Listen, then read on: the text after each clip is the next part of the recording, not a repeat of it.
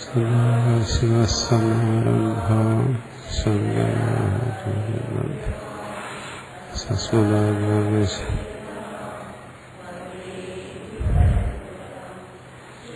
സ്മൃതി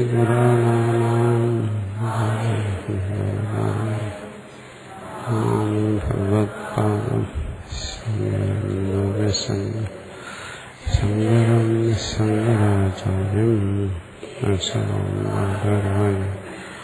സൂത്രഭാഷ്യമത് വന്ദേ ഭഗവൻ ഈശ്വര ഗുരുരാത്മേതി മൂർത്തിഭേദ വ്യോമവദ്വകലീയ ദക്ഷിണാമൂർത്തയേ നമഃ.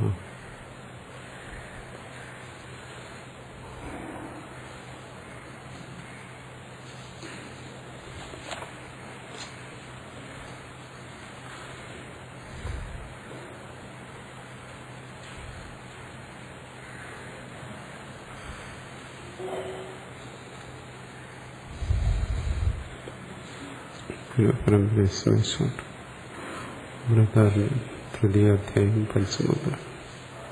അഥ ഹേനം കപോലഃ കൗശീതകേ പപ്രച്ഛ യാജ്ഞവൽക്യേതി ഹോവാച ദേവ സാക്ഷാദ് അപരോക്ഷാദ് ബ്രഹ്മ യ ആത്മാ സർവാന്തരഃ തമ്മേ വേദക്ഷേതി യേഷത്തെ ആത്മാ സർവാന്തരഃ കഥമോ യാജ്ഞവൽക്യ സർവാന്തരോ യോ അശനായ പിപാസേ ശോകം മോഹം ജരാം മൃത്യും അത്യേതി ഏതം വൈ തം ആത്മാനം വിദിത്വാ ബ്രാഹ്മണാഃ പ്രേഷണായശ്ച വിത്തേഷണായശ്ച ലോകേഷണായശ്ച വിദ്ധായ അധഭിക്ഷാജയം ചരന്തി യാഹ്യേവ പുത്രേഷണ സാ വിത്തേഷണ യാ വിത്തേഷണ സാ ലോകേഷണ ഉഭയഹേതേ യേഷണ ഏവ ഭവതഃ തസ്മാത് ബ്രാഹ്മണഃ പാണ്ഡിത്യം നിർവിദ്യ ബാല്യേന തിഷ്ഠാസേത് ബാല്യം ച പാണ്ഡിത്യം ച നിർവിദ്യ അഥ മുനിഃ അമൗനം ച മൗനം ച നിർവിദ്യ അഥ ബ്രാഹ്മണഃ സ ബ്രാഹ്മണഃ കേന സ്യാത് യേന സ്യാത് തേന ഈദൃശേവ അധോന്യതാർത്ഥം തതഃ കഹോല കൗശീതകേ ഉപരരാമ.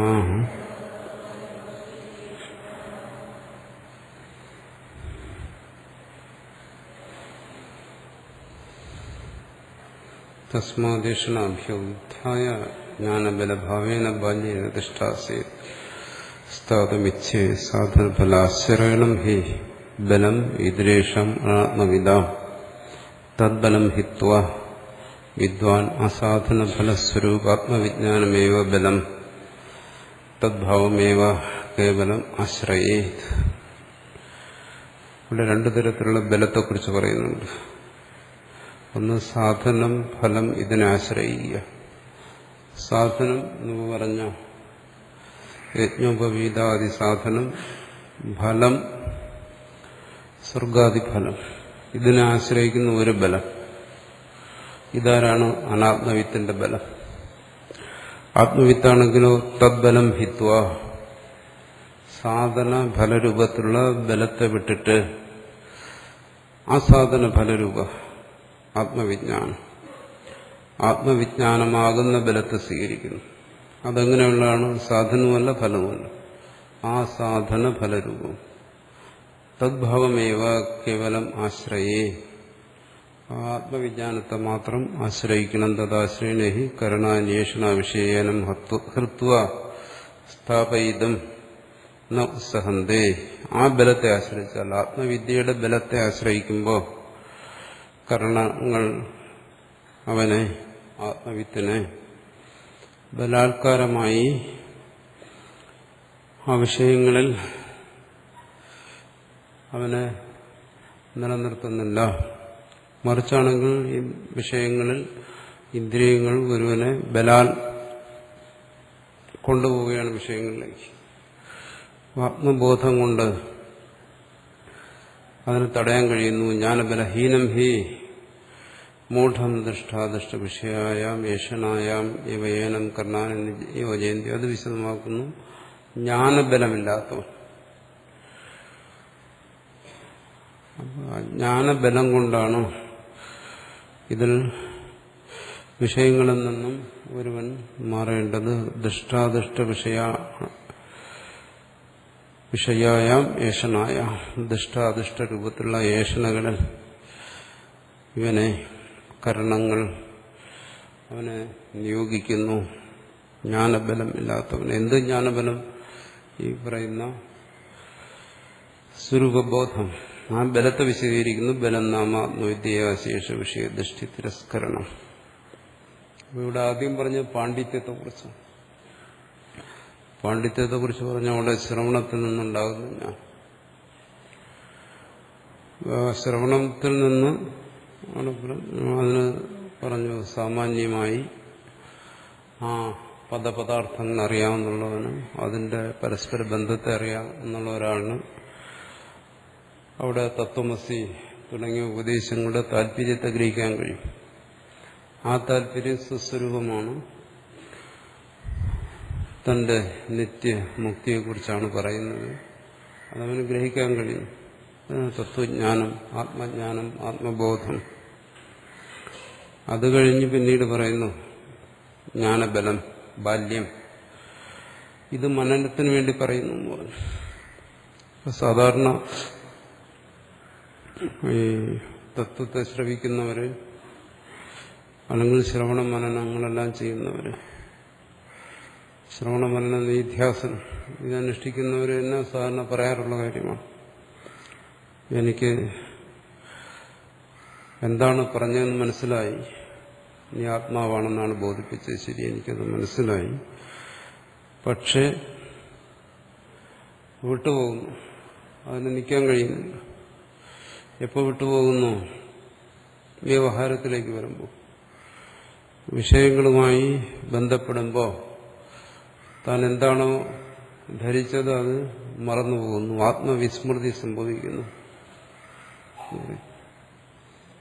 അപ്പോൾ അതിനുവേണ്ടി അക്കാര്യമാണ് ഇവിടെ പറയുന്നത്. അപ്പോൾ അതൊരു പരാതിയോ അല്ലെങ്കിൽ അത് സംഭവിക്കാൻ പാടില്ലാത്ത ഒരു കാര്യമോ അല്ല.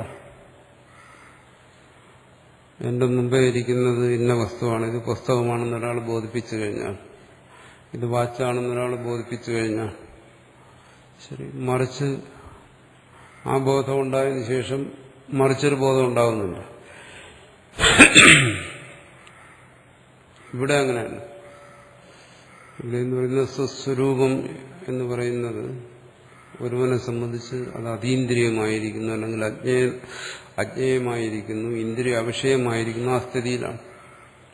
അതുകൊണ്ട് തന്നെ അവന്റെ ബോധം, അവിദ്യാരൂപത്തിലുള്ള അവന്റെ ബോധം വിപരീയമാണ്. അവൻ ശരീരത്തിൽ ആത്മബുദ്ധിയോടുകൂടിയിരിക്കുകയാണ്. അത് അനാത്മ വിവേകം നടത്തുമ്പോഴാണ് ഒരാൾക്ക് മനസ്സിലാകുന്നത് താൻ ഇതുവരെയും ധരിച്ചിരുന്നത് ഈ ശരീരത്തെയാണ് താൻ ആത്മാവാണെന്ന് ധരിച്ചത്. ഒരു മൂഢനെ സംബന്ധിച്ചിടത്തോളം അങ്ങനെയില്ല. മൂഢനെ സംബന്ധിച്ചിടത്തോളം അനാത്മ വിവേകമില്ല. അതുകൊണ്ട് ആത്മാവ് എന്താണെന്നൊരു ചോദ്യമില്ല. ആത്മാവ് ശരീരമാണോ, മനസ്സാണോ, പ്രാണനാണോ, ബുദ്ധിയാണോ, ഇത്തരം ചോദ്യങ്ങളും പ്രശ്നങ്ങളൊന്നുമില്ല ഒരു മൂഢൻ. അവൻ തന്നെ ഗ്രഹിക്കുന്നു ശരീരമായും മനസ്സായും, അല്ലെങ്കിൽ ശരീരേന്ദ്രിയ മനസ്സിന്റെ സംഘാതമായും. അവിടെ വിവേകം ചെയ്യാതെ, വേർതിരിച്ചറിയാതെ അവൻ താൻ എന്നുള്ള ബോധത്തിൽ തന്നെക്കുറിച്ച് നാമരൂപത്തോടുകൂടി നാം ഈ രൂപം, ഈ വസ്തു, ഈ പിണ്ഡം ഇങ്ങനെ തന്നെക്കുറിച്ച് ധരിച്ച് താൻ ജനിച്ചവനും മരിച്ചവനും ആണ് എന്ന് കരുതി അവൻ പോകുന്നു. അവനെ സംബന്ധിച്ച് ശരീരാത്മബോധമോ അല്ലെങ്കിൽ അതിനപ്പുറമുള്ള ഒരു ആത്മാവിനെ കുറിച്ചുള്ള ബോധമോ ഒന്നുമില്ല. അത് അവന്റെ ചിന്തയ്ക്ക് വിഷയമേ അല്ല. അപ്പോൾ അവനെ സംബന്ധിച്ച് പ്രസംഗങ്ങളുമില്ല. മൂഢനെ സംബന്ധിച്ച് ഇവിടെ ഒരു സമസ്യകളുമില്ല. അല്ലെങ്കിൽ ശിശുവിനെ സംബന്ധിച്ച് അങ്ങനെ എടുക്കാം. ഒരു ശിശുവിനെ സംബന്ധിച്ച് ഒരിക്കലും ശിശു ചിന്തിക്കാറില്ല ശരീരമാണോ താൻ അല്ലെങ്കിൽ ആത്മാവാണോ. അത്തരം സമസ്യകൾ അവിടെയില്ല, ചോദ്യങ്ങളില്ല, സമാധാനത്തിന്റെ ആവശ്യമില്ല. അത് അജ്ഞന്റെ സ്ഥിതി. അതേസമയം മറ്റൊരുവനോട് ഇത് ബോധിക്കുമ്പോൾ അവൻ വിവേകിയാകുന്നു. അതുവരെ അവൻ അജ്ഞനായിരുന്നു. ആ വിവേകിയെ സംബന്ധിച്ച് ബാഹ്യമായ വസ്തുക്കളെ ബോധിക്കുന്നത് പോലെയല്ല. കാരണം അവനവിടെ വിചാരം ചെയ്യുന്നു. വിചാരം ചെയ്യുമ്പോൾ അവന് മനസ്സിലാകുന്നു, ഈ ശരീരാത്മബോധം ഇതാണ് താൻ ഇതുവരെ കാത്തു സൂക്ഷിച്ചിരുന്നത്. ഇതുവരെ ഉണ്ടായിരുന്നത് ശരീരബോധമാണ്. താനെന്ന് തന്നെക്കുറിച്ച് ധരിച്ചിരുന്നത് ശരീരബോധമാണ്. എന്നാൽ ആ വിവേകിയാണ് തിരിച്ചറിയുന്നത്, മൂഢനല്ല. മൂഢന് വ്യവഹാരത്തിന് സാമാന്യജ്ഞാനം മതി. അതിന് വിശേഷിച്ചൊരു ശരീരാത്മബോധമോ ഒന്നും ആവശ്യമില്ല. പക്ഷെ ആരാണോ ഇത് ശ്രവിക്കുന്നത്, ശരീരഭിന്നമായ ഒരു ആത്മാവുണ്ടെന്ന് ധരിക്കുന്നത്, അവനാണ് പിന്നെ ശരീരത്തിലാണല്ലോ തന്റെ ബുദ്ധി, താൻ ഈ ശരീരത്തെയാണല്ലോ ആത്മാവാണെന്ന് ധരിച്ചത് എന്നുള്ള ചിന്തയുണ്ടാകുന്നത്. അപ്പോൾ അത് പറയുന്നതിന്റെ താല്പര്യം, അത് പരാതിപ്പെടേണ്ട ഒരു കാര്യമില്ല. അതെന്തിന്റെ ഫലമാണ്? ശരീരമാണ് താൻ എന്നുള്ള ബോധം വരുന്നത്, അങ്ങനെ ചിന്തിക്കാൻ തുടങ്ങുന്നത് ഈ വിവേകത്തിന്റെ പ്രാരംഭാവസ്ഥയിലാണ്. അല്ലെങ്കിൽ അവനത് ചിന്തിക്കുന്നില്ല. അവൻ തന്നെക്കുറിച്ച് വിശേഷമൊന്നും തന്നെ ചിന്തിക്കുന്നില്ല. ബഹുഭൂരിപക്ഷം ജീവനും ഈ വ്യവഹാരത്തിൽ ഏർപ്പെട്ടിരിക്കുന്ന ഇങ്ങനൊരു ചിന്ത കൂടാതെയാണ്. താൻ ശരീരമാണോ മറ്റെന്തെങ്കിലുമാണോ അന്ന് ചിന്തിക്കാറില്ല. എന്തിന്? വ്യവഹാരത്തിന് അത് ആവശ്യമില്ല. വ്യവഹാരത്തിന് തന്നെക്കുറിച്ചുള്ള ഒരു ബോധം മതി, താനെന്നുള്ള ഒരു ബോധം. അത് ശരീരമാകാം, മറ്റെന്തെങ്കിലും ആകാം. പക്ഷെ എപ്പോഴാണോ ഈ തത്വത്തെ ശ്രവിക്കുന്നത്, അപ്പോൾ അവൻ ചിന്തിക്കുന്നു, എന്താണ് ഇതുവരെ താൻ ഇതിനെ ധരിച്ചിരുന്നത് ശരീരമായിട്ടാണ്. ഇപ്പോ ബോധിപ്പിക്കുന്നു എന്താണ്? നിന്റെ സ്വരൂപം നിത്യമുക്തമാണ്. അവിടെ മുതലാണ് ശരീരബോധത്തെക്കുറിച്ച് അവൻ വേർതിരിച്ചറിയുന്നത്. വിവേകം അവിടെ മുതലാണ് ആരംഭിക്കുന്നത്. ആ വിവേകം നടക്കുന്ന സമയത്ത് രണ്ട് ബുദ്ധിയും വരും, സ്വാഭാവികമാണ്. ആ ശ്രുതിയുടെ താല്പര്യത്തെക്കുറിച്ച് സ്മരിക്കുമ്പോൾ അവന് തോന്നും, എന്റെ സ്വരൂപം പരമാർത്ഥമാണ്, നിത്യമുക്തമാണ്. അത് വിസ്മരിച്ചിരിക്കുമ്പോൾ, ആ ശ്രുതി താല്പര്യത്തെ വിസ്മരിച്ചിരിക്കുമ്പോൾ അവൻ പഴയതുപോലെ തന്നെ അജ്ഞാവസ്ഥയിലുള്ളതുപോലെ തന്നെ ശരീരബോധത്തിൽ അജ്ഞാവസ്ഥയിൽ വിവേകശൂന്യമായി പ്രവർത്തിക്കുന്നു. ഇവിടെ അവൻ ശരീരബോധപരമായി ചിന്തിക്കുന്നു, ഇത് ശരീരബോധമാണ്, അവൻ അറിയുന്നു. ഇപ്പം എനിക്കുണ്ടായിരിക്കുന്ന ശരീരബോധമാണ്. എന്തുകൊണ്ട്? ഈ ശരീരമാണെന്നുള്ള ബോധം വരുന്നു. ആ ശരീരബോധത്തിനനുസരിച്ച് എനിക്ക് ക്ഷുത്പിപാസാദികളെല്ലാം വരുന്നു, കാമക്രോധാദികൾ വരുന്നു. അവിടെ ശരീരധർമ്മം ഇന്നതാണ്, പ്രാണധർമ്മം ഇന്നതാണ്, മനോധർമ്മം ഇന്നതാണ് എന്നെല്ലാം അവൻ വേർതിരിച്ച് മനസ്സിലാക്കുന്നു. അപ്പോൾ ശ്രവണത്തിന് ശേഷം ശരീരബോധവും അതിനെ തുടർന്നുള്ള അനുഭവങ്ങളും ഉണ്ടാകുന്നത് സ്വാഭാവികമാണ്. അതുണ്ടായേ പറ്റൂ. അത് വിവേകത്തിന്റെ പ്രാരംഭമാണ്. അതിലേക്ക് പിന്നെ എന്താ വിവേകം? കേവലമായ ഏകമായ ജ്ഞാനമുള്ളിടത്ത് വിവേകമില്ല. വിവേകം എന്ന് പറയുന്നത് എന്താണ്? ഒന്നിനെ മറ്റൊന്നിൽ നിന്നും തിരിച്ചറിയുന്നതാണ്. അതാണ് വിവേകം. അനാത്മവിവേകം എന്നല്ലേ അറിയുന്നു. അനാത്മവിവേകത്തിന് എന്ത് വേണം? അവൻ ആത്മാവിനെ കുറിച്ചുള്ള ബോധവും വേണം, ആത്മഭിന്നമായ അനാത്മാവിനെ കുറിച്ചും ബോധം വേണം. അതുകൊണ്ട് ഇവിടെ എന്താണ് പ്രാരംഭത്തിൽ ബോധിപ്പിക്കുന്നത്? നിന്റെ സ്വരൂപം ഇന്നതാണ്, നിന്റെ സ്വരൂപം പരമാർത്ഥമാണ്. പിന്നെ ഇതുവരെയുള്ള എന്റെ അനുഭവം അത് പരമാർത്ഥത്തെക്കുറിച്ചുള്ള ബോധമല്ല, മറിച്ച് പരമാർത്ഥമല്ലാത്ത ഈ ശരീരത്തെക്കുറിച്ചുള്ള ബോധമാണ്. അപ്പോൾ അവിടെ അനാത്മ വിവേകം വരും. ഇതിന്റെ ആരംഭമാണ്. അതുകൊണ്ട് തത്വത്തെ ശ്രവിക്കുന്ന ഒരാളിന് ശരീരബോധം ഉണ്ടാകുന്നു. ശരീരബോധത്തെ തുടർന്ന് ശരീരാഭിമാനത്തോടുകൂടി പ്രവർത്തിക്കുന്നു. ആ പ്രവർത്തനം കൊണ്ട് അയാൾക്ക് രാഗദ്വേഷങ്ങളുണ്ടാകുന്നു, കാമക്രോധങ്ങളുണ്ടാകുന്നു എന്നൊക്കെയുള്ള ചിന്തകൾ അത് സ്വാഭാവികമാണ്. അങ്ങനെ വന്നേ തീരൂ. അതുകൊണ്ടാണ് പാണ്ഡിത്യം എന്ന് പറയുന്നതിന് ഇവിടെ പറഞ്ഞ എന്താണ്? ആപാതജ്ഞാനം, സാമാന്യമായ ജ്ഞാനം. അവനങ്ങനെ ഒരു ബോധം ഉണ്ടാകുന്നു. അതിന് അവശ്യം ഭാവിയായി വരുന്നതാണ് ശരീരബോധവും പ്രപഞ്ചബോധവും ഈ പറയുന്ന മറ്റു തരത്തിലുള്ള നാനാത്വബോധവും എല്ലാം. അവിടെ അത് സ്വാഭാവികമായും വന്നു ചേരുന്നുണ്ട്.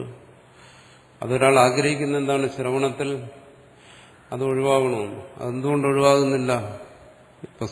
ഇത് പുസ്തകമാണെന്നൊരാൾ പറഞ്ഞെന്ന് ധരിച്ചു. അവിടെ അയാൾക്ക് വ്യക്തമായ ബോധമുണ്ടാകുന്നു. എന്തുകൊണ്ട്? ഇതിനയാൾ മുമ്പ് മറ്റൊരു തരത്തിൽ ധരിച്ചിരുന്നില്ല, അറിയില്ലായിരുന്നു. ഒരാളോട് ചോദിച്ചത് എന്താണ്? പുസ്തകമാണ്. ശരി, അയാൾ ധരിക്കുന്നു. മുമ്പ് ഇതിനെ സംബന്ധിച്ച് മറിച്ചൊരു ജ്ഞാനമില്ല. ഇതങ്ങനെയല്ല. അജ്ഞനായിരിക്കുന്ന ഒരുവൻ ഇതിനെ മറുതരത്തിലാണ് ധരിച്ചിരുന്നത്. എന്ന് വെച്ചാൽ ഇതിനെ ആത്മാവായി ധരിച്ചിരുന്നില്ല. തന്റെ സ്വരൂപം എന്താണെന്ന് അവൻ ധരിച്ചിരുന്നില്ല. എന്നാൽ അവന് ശരീരബോധം ഉണ്ടായിരുന്നു. ആ ശരീരബോധത്തിലാണ് അവൻ ഞാനെന്ന, അതിന് അവിടെ വിവേകമില്ലെന്നേ ഉള്ളൂ. ശരീരം ഇന്നതാണ്, ആത്മാവ് ഇന്നതാണെന്നുള്ള വിവേകം കൂടാതെ മൂഢമായി ഈ സംഘാതത്തിൽ, ഈ പിണ്ഡത്തിൽ അഭിമാനിച്ചുകൊണ്ടാണ് അവൻ പ്രവർത്തിച്ചിരുന്നത്. അതുവരെയുള്ള അവന്റെ അനുഭവത്തിന് വിരുദ്ധമായൊരു ജ്ഞാനമാണ് ഇപ്പോൾ പറയുന്നത്. ശരീരത്തിന് അന്യമാണ്, ശരീരത്രയത്തിന് അന്യമാണ്, പഞ്ചകോശങ്ങൾക്ക് അന്യമാണെന്നൊക്കെ പറയുന്നു. അങ്ങനെ പറയുമ്പോൾ സ്വാഭാവികമായും വരുന്നു അവിടെ വിപരീത ബുദ്ധി അപ്പോൾ കൂടുതൽ ദൃഢമാകുന്നു. അത് പരാതിപ്പെടേണ്ട ഒരു കാര്യമല്ല. അതുകൊണ്ടാണ് ഇവിടെ പറഞ്ഞത് എന്താണ്? ജ്ഞാനബലത്തെ ആശ്രയിക്കുക. ഏതൊരു ജ്ഞാനമാണോ ശ്രവണത്തിലൂടെ ഉള്ളിൽ ഉണ്ടായത്, ആ ജ്ഞാനത്തിന് ബലം വേണം. എന്തിനു വേണ്ടിയാണ് ആ ബലം? എന്താണ് ആ ബലം? അതാണ് പറയുന്നത്. ബലം നാമ ആത്മവിദ്യ അശേഷ വിഷയദൃഷ്ടി തിരസ്കരം. വിഷയദൃഷ്ടിയെ തിരസ്കരിക്കുക. അതിനു വേണ്ടിയിട്ട് അത് സഹജമായും സ്വാഭാവികമായും ആത്മബോധത്തെ തുടർന്ന് ഒരുവനിൽ ഉണ്ടാകുന്നതാണ്. ഉണ്ടാകാൻ പാടില്ല എന്ന് പറയാൻ പറ്റില്ല. പറയുന്നത് ഞാൻ ശ്രവണവും മനനവും നിധ്യാസനവും എല്ലാം ചെയ്യുന്നു, ചെയ്തിട്ടും വീണ്ടും ഇതുണ്ടാകുന്നുണ്ടല്ലോ. ഉണ്ടാകും. കാരണം ശ്രവണം, മനനം, നിധ്യാസനം എല്ലാ സ്ഥലത്തും എന്താ ചെയ്യുന്നത്? അനാത്മവിവേകം ചെയ്യണം. അപ്പൊ ആത്മബോധത്തോടൊപ്പം തന്നെ അവിടെ അനാത്മബോധവും അതിന്റെ ഒരു ഭാഗമാണ്. ഇല്ലെങ്കിൽ അത് നടക്കത്തില്ല. ശരീരബോധമില്ലാത്ത ഒരുവനും എന്താ അനാത്മവിവേകം? കേവലമായ ആത്മബോധമാണെങ്കിൽ പിന്നെ അതിന്റെ ആവശ്യമില്ല. അപ്പോൾ ആ അനാത്മവിവേകം ഉള്ളപ്പോൾ അവിടെ സ്വാഭാവികമായിട്ടും വിവേകം ആവശ്യമാണ്. ആ വിവേകത്തിൽ ശരീരബോധം ഒരു ഭാഗമാണ്. അപ്പോൾ അവിടെ എന്ത് ചെയ്യണം? ജ്ഞാനബലം കൊണ്ട്, ബലമെന്ന് പറയുന്നത് ആ ശ്രവണത്തിൽ നിന്ന് അവൻ ലഭിച്ച പരമാർത്ഥ ബോധം കൊണ്ട് വിഷയദൃഷ്ടിയെ തിരസ്കരിക്കും. എന്ന് പറഞ്ഞാൽ ഒരുവൻ ജാഗ്രതത്തിലേക്ക് വരുമ്പോൾ തന്നെ സുഷുപ്തിയിൽ വിവേകമില്ല, അവിടെ ആത്മബോധവുമില്ല, അനാത്മബോധവുമില്ല. ജാഗ്രതത്തിലേക്ക് വരുന്നത് തന്നെ ഒരുവന്റെ ജാഗ്രത എന്ന് പറയുന്നതിന്റെ വിഷയദൃഷ്ടിയാണ്. അതിൽ മുഖ്യമായി വരുന്നത് എന്താണ്? ശരീരബോധമാണ്. അത് ശരീരമാണ്. വിശേഷിച്ചും ഈ തത്വത്തെ ശ്രവിച്ചതിന് ശേഷം, തത്വത്തെ ഗ്രഹിച്ചതിന് ശേഷം ഒരാള് തന്റെ ജാഗ്രതത്തിനെ കുറിച്ച് ചിന്തിക്കുമ്പോൾ അയാൾ മനസ്സിലാക്കുന്നു ഇത് ശരീരബോധമാണ്. ഇപ്പൊ ശരീരത്തെക്കുറിച്ചാണ് ചിന്തിക്കുന്നത്. ഈ ശരീരബോധം അതാണ് പ്രഥമമായ വിഷയദൃഷ്ടി. അതാണ് ഈ ശരീരമാണെന്നറിയുക. അശ്വമയുടെ അയാൾക്ക് ആത്മബോധമുണ്ടെന്നുകൊണ്ട് അയാൾ തത്വത്തെ മനസ്സിലാക്കിയിരിക്കുന്നു. അതേസമയം തന്നെ വിഷയദൃഷ്ടിയുണ്ട്. രണ്ടും ഒരുമിച്ചായിരിക്കുന്നു.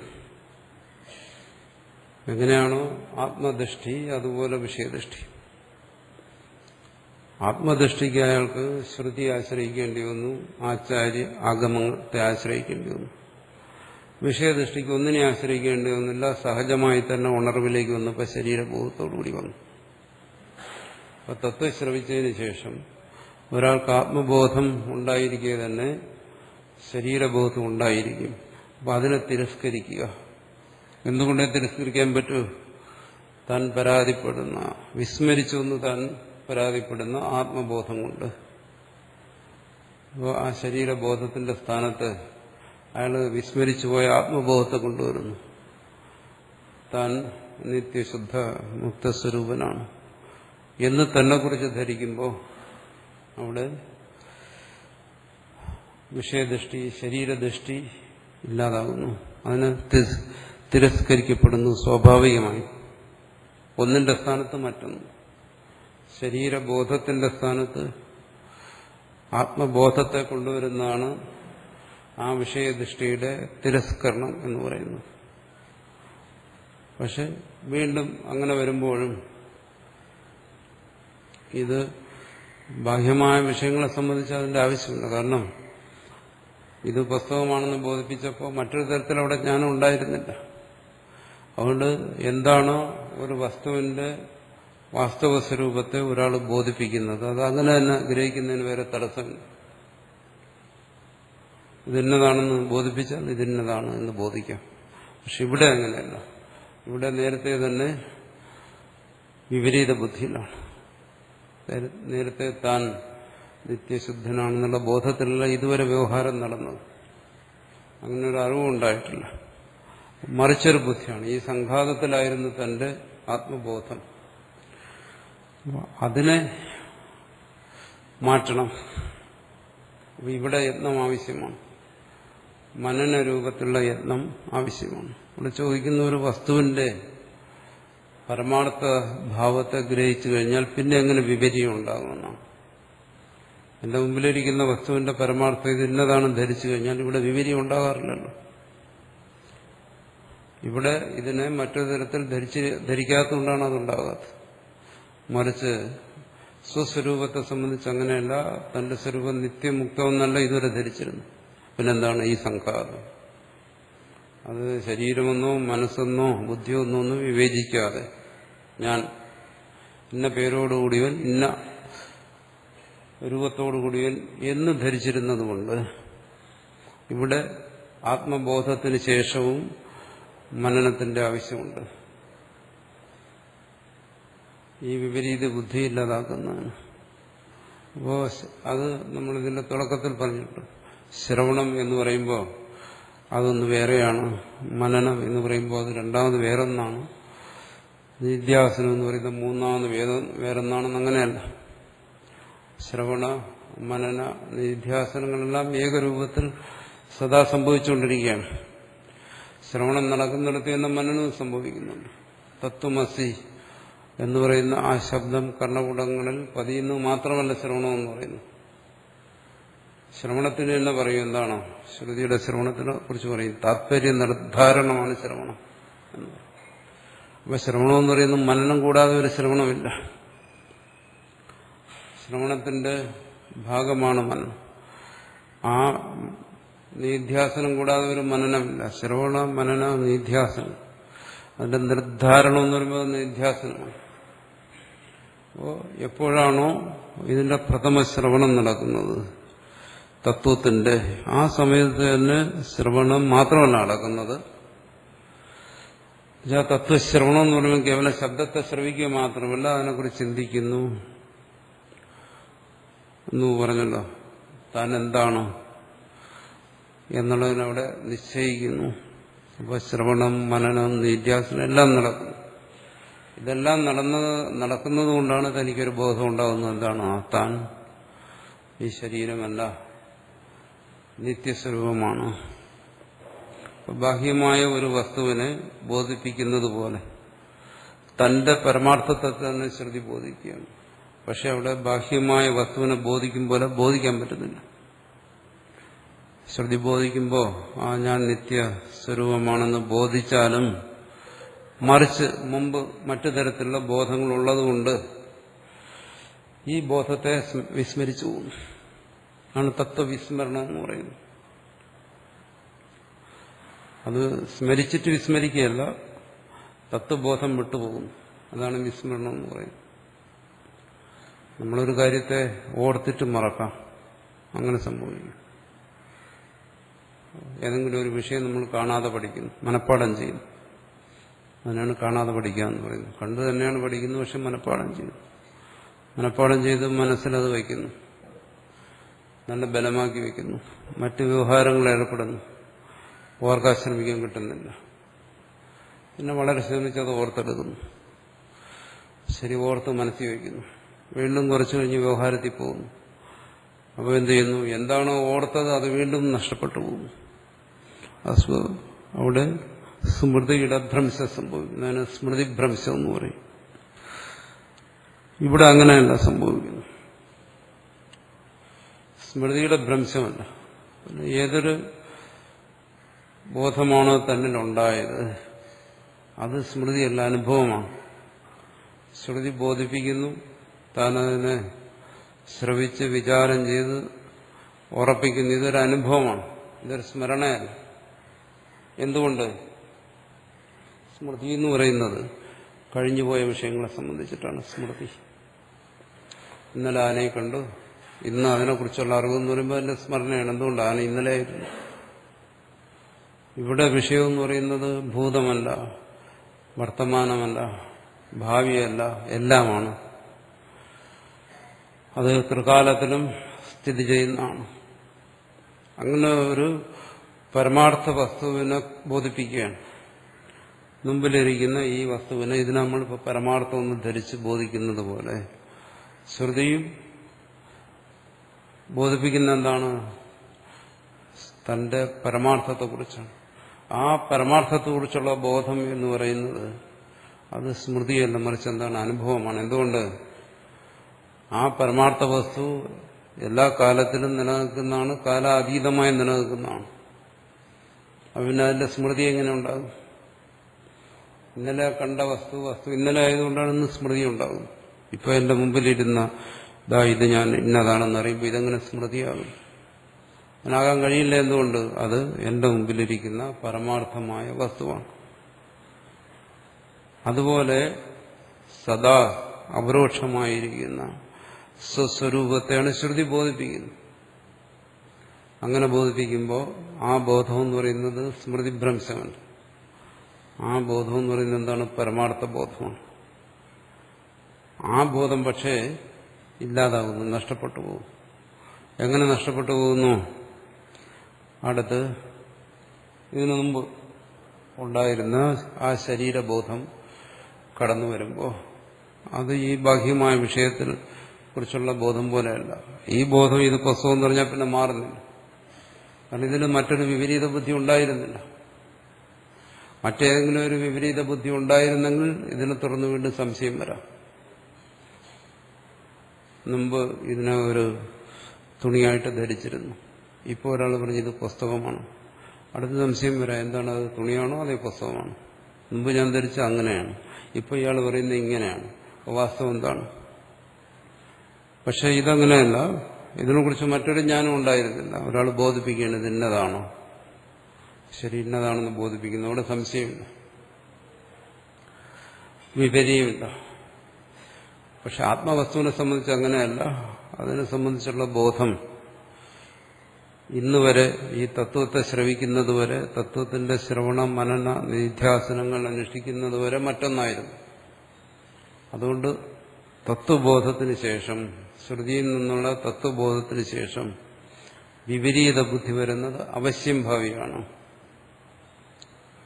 അതുകൊണ്ട് തന്നെ മനനവും അവശ്യം ഭാവിയാണ്. മനനം കൂടിയേ തീരും.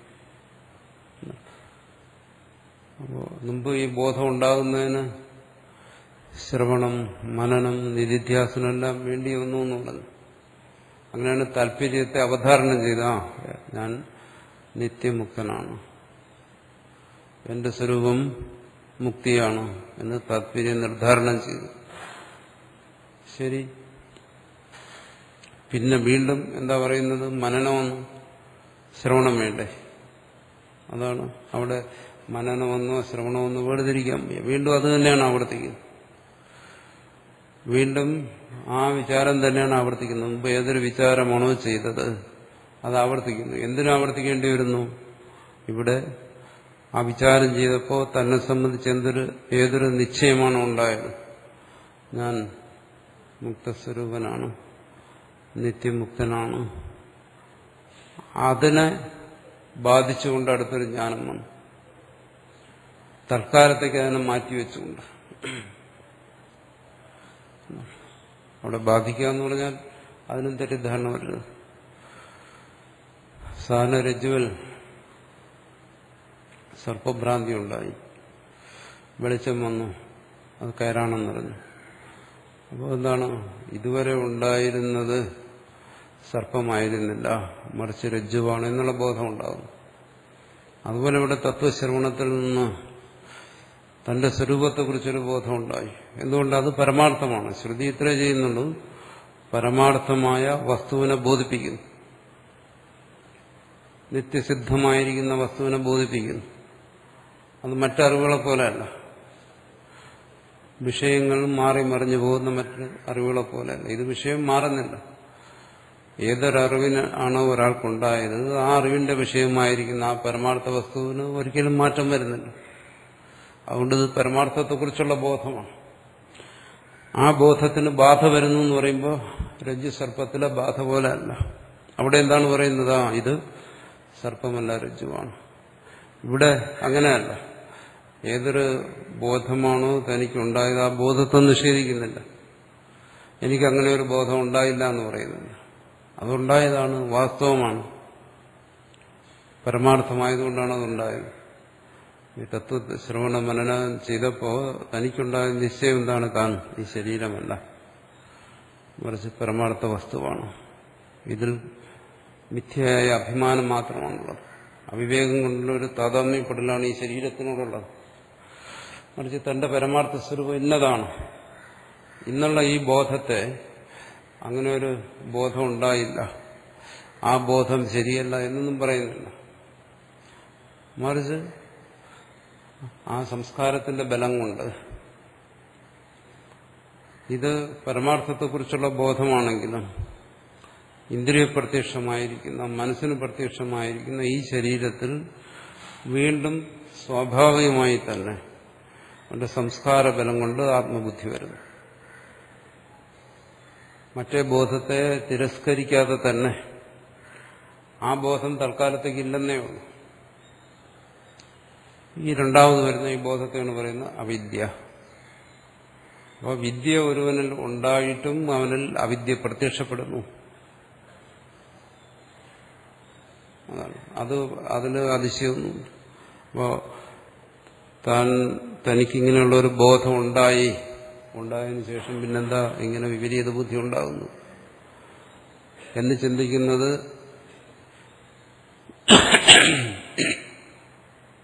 അടിസ്ഥാനരഹിതമാണ്. അങ്ങനെ ഒരു ബോധം വരാൻ പാടില്ല എന്നില്ല. മറിച്ച് അവശ്യം ഭാവിയായി അങ്ങനെ ഒരു ബോധം വന്നേ തീരൂ. എന്തുകൊണ്ട്? ആത്മാനാത്മ വിവേകം അവിടെ നടക്കുന്നതുകൊണ്ട്. അപ്പോൾ അവിടെ വീണ്ടും ശ്രവണ മനന നിധ്യാസനങ്ങൾ ആവശ്യമായി വരുന്നു. ആദ്യം ശ്രുതിയിൽ നിന്ന് താല്പര്യ ബോധമുണ്ടായി, താൻ സച്ചിദാനന്ദ സ്വരൂപനാണ്. അടുത്ത നിമിഷം പഴയ സംസ്കാരമനുസരിച്ച് ഇന്ദ്രിയങ്ങളും മനസ്സും വിഷയങ്ങളും എല്ലാം കൂടിച്ചേർന്ന് പ്രവർത്തിക്കുന്നു. ഇതിന് മാറ്റം വരുന്നില്ല. അതുകൊണ്ട് വീണ്ടും ദേഹാത്മബോധം വരും.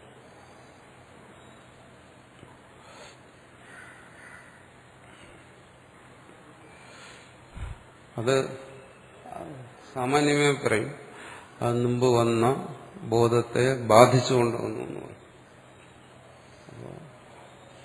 ബാധിച്ചുകൊണ്ടുവന്നു പറഞ്ഞാൽ ഇത്രയേ ഉള്ളൂ. എന്താണോ ആ ബോധത്തിന്റെ സ്ഥാനത്ത് പുതിയൊരു ബോധം വന്നു. ഇതാണ് നമ്മുടെ അനുഭവം. തത്വശ്രവണം ചെയ്യുമ്പോൾ, തത്വത്തെ കേട്ടുകൊണ്ടിരിക്കുമ്പോൾ സംശയരഹിതമായി ബോധിക്കുന്നു. ആ യുക്തികളെയൊക്കെ നമ്മൾ അംഗീകരിക്കുന്നു. അന്യന്റെ യുക്തികളാണ്, പക്ഷെ അതിനെ നമ്മൾ സ്വാംശീകരിക്കുന്നു. ഭാഷ്യകാരന്റെ യുക്തിയായിരിക്കും, അല്ലെങ്കിൽ ശ്രുതിയുടെ യുക്തിയായിരിക്കും. പക്ഷെ ആ യുക്തികളെയൊക്കെ നമ്മൾ സ്വാംശീകരിച്ചുകൊണ്ട് സ്വന്തം ഉള്ളിൽ ആ ഒരു ബോധം ഉണ്ടാകും. ആ ബോധം ഉണ്ടാകുമ്പോൾ അവിടെ ശരീരബോധമില്ല. ഒരേ സമയം രണ്ട് ബോധത്തിന് നിൽക്കാൻ പറ്റത്തില്ല. അത് പരമാർത്ഥ ബോധമാണ്, പരമാർത്ഥത്തെക്കുറിച്ചുള്ള ബോധമാണ്. ഉണ്ടായി വരുന്ന ബോധം പരമാർത്ഥം എന്നല്ല പറയുന്നത്. തന്റെ ഉള്ളിൽ ഏതൊരു പരമാർത്ഥമാണോ ഉള്ളത്, ആ പരമാർത്ഥത്തെക്കുറിച്ച് ബോധമുണ്ടാകുന്നു. ഈ പുസ്തകത്തെക്കുറിച്ചുള്ള അറിവുണ്ടായപ്പോൾ അറിവ് പുസ്തകം എന്നല്ല പറയുന്നു. വിഷയം എങ്ങനെയോ അങ്ങനെ ഒരു അറിവുണ്ടാകും. ഇവിടെ എന്താണ് വിഷയം എന്ന് പറയുന്നത്? പരമാർത്ഥ സ്വരൂപമാണ്. ഉടനെ അവനങ്ങനെ ഒരു ബോധം ഉണ്ടാകും. ആ ബോധം നീക്കി വീണ്ടും അടുത്തെന്ത് ചെയ്യുന്നു? മറ്റൊരു ബോധം വരുന്നു. മറ്റൊരു ബോധം വരുമ്പോൾ പിന്നെ ഇതിനവിടെ നിലയില്ല, നിൽക്കാൻ ഇടമില്ല. ആത്മബോധം അവിടെ മാറിപ്പോകുന്നു. വീണ്ടും ശരീരബോധം വരുന്നു. ശരീരബോധം വരികയും ആ ശരീരബോധം തുടരുകയും ചെയ്താലോ അവന്റെ മനസ്സ് കാമക്രോധാദികൾക്ക് അടിമപ്പെടും, വ്യവഹാരത്തിന് അടിമപ്പെടുന്നു, ലോകവ്യവഹാരത്തിലേക്ക് അവൻ പോകുന്നു.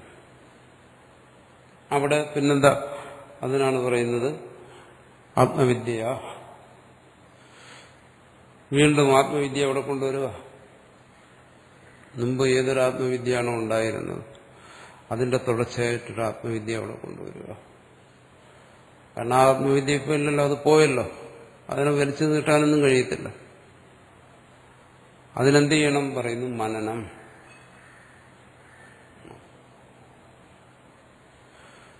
അപ്പൊ ശ്രവണം എന്ന് പറയുമ്പോൾ ശ്രവണത്തിന് പ്രാധാന്യവും, കേൾക്കുക എന്നുള്ള തത്വത്തെ ശ്രവിക്കുക എന്ന് പറയുന്നതിന് പ്രാധാന്യവും മനന നിധ്യാസനങ്ങൾക്ക് അപ്രാധാന്യവും വരും. മനനം എന്ന് പറയുമ്പോൾ ആ വിചാരത്തിന് പ്രാധാന്യം വരും. ശ്രവണ നിധ്യാസനങ്ങൾ അവിടെ മുഖ്യമല്ലാതെ ആകുന്നു, ഗൗണമായി തീരുന്നു. അതുകൊണ്ട് രണ്ടാമത് പറയുന്നു മനനം കൊണ്ട്. മനനം എന്താണ്? ജ്ഞാനരൂപത്തിലുള്ളതാണ്. മുമ്പ് ഏതൊരു ജ്ഞാനമാണോ ഉണ്ടായത് അതിന് സമാനമായ ജ്ഞാനമാണ്. ആ ജ്ഞാനത്തിന്റെ തുടർച്ചയല്ല.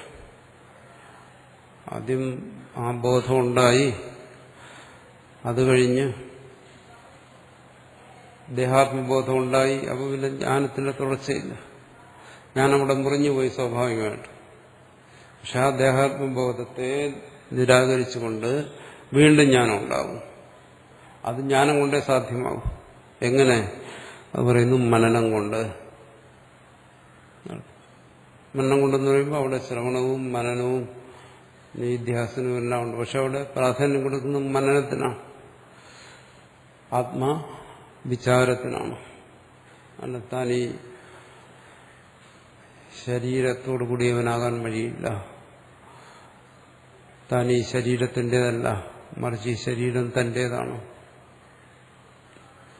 താൻ ഈ ശരീരത്തിൻ്റെതല്ല എന്നിങ്ങനെ ശരീരത്തിൽ നിന്നുള്ള ആ മുക്തി, സ്വസ്വരൂപത്തിന്റെ അതിനെ അവൻ ബോധിക്കുന്നു, വിചാരം കൊണ്ട് ബോധിക്കുന്നു. അത് മനനം. അപ്പോൾ ഇവിടെ എന്ത് ചെയ്യുന്നു? മുമ്പുണ്ടായ ജ്ഞാനത്തിന് സമാനമായ ജ്ഞാനം വരുന്നു. സമാനമായ ജ്ഞാനം വരുമ്പോൾ അത് ഒരേ ജാതിപ്പെടുന്ന ജ്ഞാനമായി. അപ്പോൾ ജ്ഞാനത്തിന് ബലം വരുന്നു. അതാണ് ജ്ഞാനബലം എന്ന് പറയുന്നത്. ആ ബലം കൊണ്ട് എന്ത് ചെയ്യുന്നു? അവിടെയുള്ള ആ ദേഹബോധം അത് തിരസ്കരിക്കപ്പെടുന്നു. ആത്മബോധം കൊണ്ട് ഇത് തുടരുന്നു. അതാണ് മനനത്തിന്റെ ആവൃത്തി. ആത്മബോധം തുടർന്നു വരുന്ന ദേഹബോധം, വീണ്ടും മനനം കൊണ്ടുവരുന്ന ആത്മബോധം, ഇതിങ്ങനെ തുടരുന്നു. അത് സ്വാഭാവികമായിട്ടും ഇവിടെ തത്വത്തെ ശ്രവിക്കുന്ന ഒരാൾക്ക്, ശ്രവണമനനങ്ങൾ ചെയ്യുന്ന ഒരാൾക്ക്, മുമുക്ഷുവിന് അയാൾ സർവകർമ്മ സന്യാസത്തോടു കൂടിയാണ് ശ്രവിക്കുന്നതെങ്കിലും അവിടെ ഈ പറയുന്ന പ്രശ്നങ്ങളെല്ലാം ഉണ്ടാകാം. തത്വം വിട്ടുപോകാം, ദേഹാത്മബോധം വരാം, വീണ്ടും തത്വത്തിലേക്ക് വരാം, ഇതെല്ലാം സംഭവിക്കും. അപ്പോൾ മനനം കൊണ്ട് അതിന്റെ പരിഹാരം എന്നുള്ള നിലയ്ക്ക് ആത്മവിദ്യ അശേഷ വിഷയ ദൃഷ്ടി തിരസ്കരണം, ശരീരബോധം, ആ ശരീരബോധത്തെ തുടർന്നു വരുന്ന പ്രപഞ്ചബോധം, ആ പ്രപഞ്ചബോധത്തെ തുടർന്നു വരുന്ന പ്രപഞ്ചത്തിലുള്ള സത്യത്വബുദ്ധി, ആ സത്യത്വബുദ്ധിയാണ് പ്രപഞ്ചബോധത്തെ തിരസ്കരിക്കാൻ നോക്കുന്നത്. ഒരാൾ ജാഗ്രതത്തിലേക്ക് വന്നു കഴിഞ്ഞാൽ ബോധമുള്ളിടത്തോളം കാലം അയാൾക്ക് പ്രപഞ്ചബോധം കാണും. ജാഗ്രത് ബോധം തന്നെ പ്രപഞ്ചബോധം. പിന്നെ പ്രപഞ്ചബോധത്തെ എങ്ങനെ ഇല്ലാതാക്കാൻ പറ്റും? ജാഗ്രത വരാതില്ല. അതിന് പറയും ഉറങ്ങിയാൽ മതി, സുഷുപ്തിയിലിരിക്കും. ഇവിടെ അതല്ല ഉദ്ദേശിക്കും. സുഷുപ്തിയിലിരുന്നുകൊണ്ട് കാര്യമില്ല. ഇവിടെ എന്ത് വേണം? ആത്മബോധം വേണം. ആത്മബോധം ഉണ്ടെങ്കിൽ അതിനോടൊപ്പം ഈ പ്രപഞ്ചബോധവും വരും. ആ പ്രപഞ്ചബോധം വരുന്നതിന് ദോഷമില്ല. അതിൽ വരുന്ന സത്യത്വ ബുദ്ധിയാണ് ദോഷം ചെയ്യുന്നത്.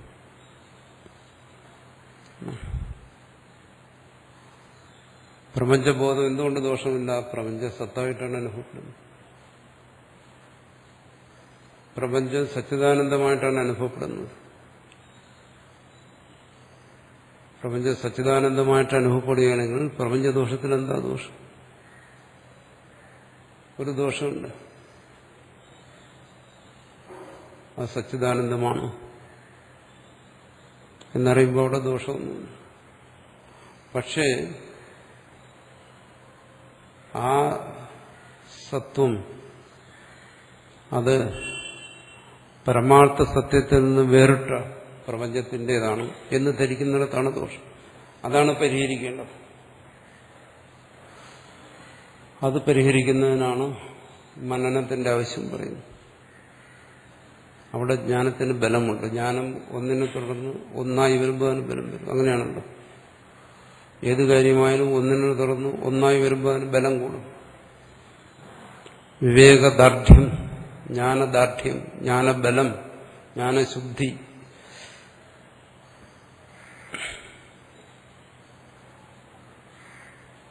ഇത് ആധ്യാത്മിക ജ്ഞാനത്തിലല്ല, സർവത്ര ജ്ഞാനത്തിൽ ഇങ്ങനെയാണ്.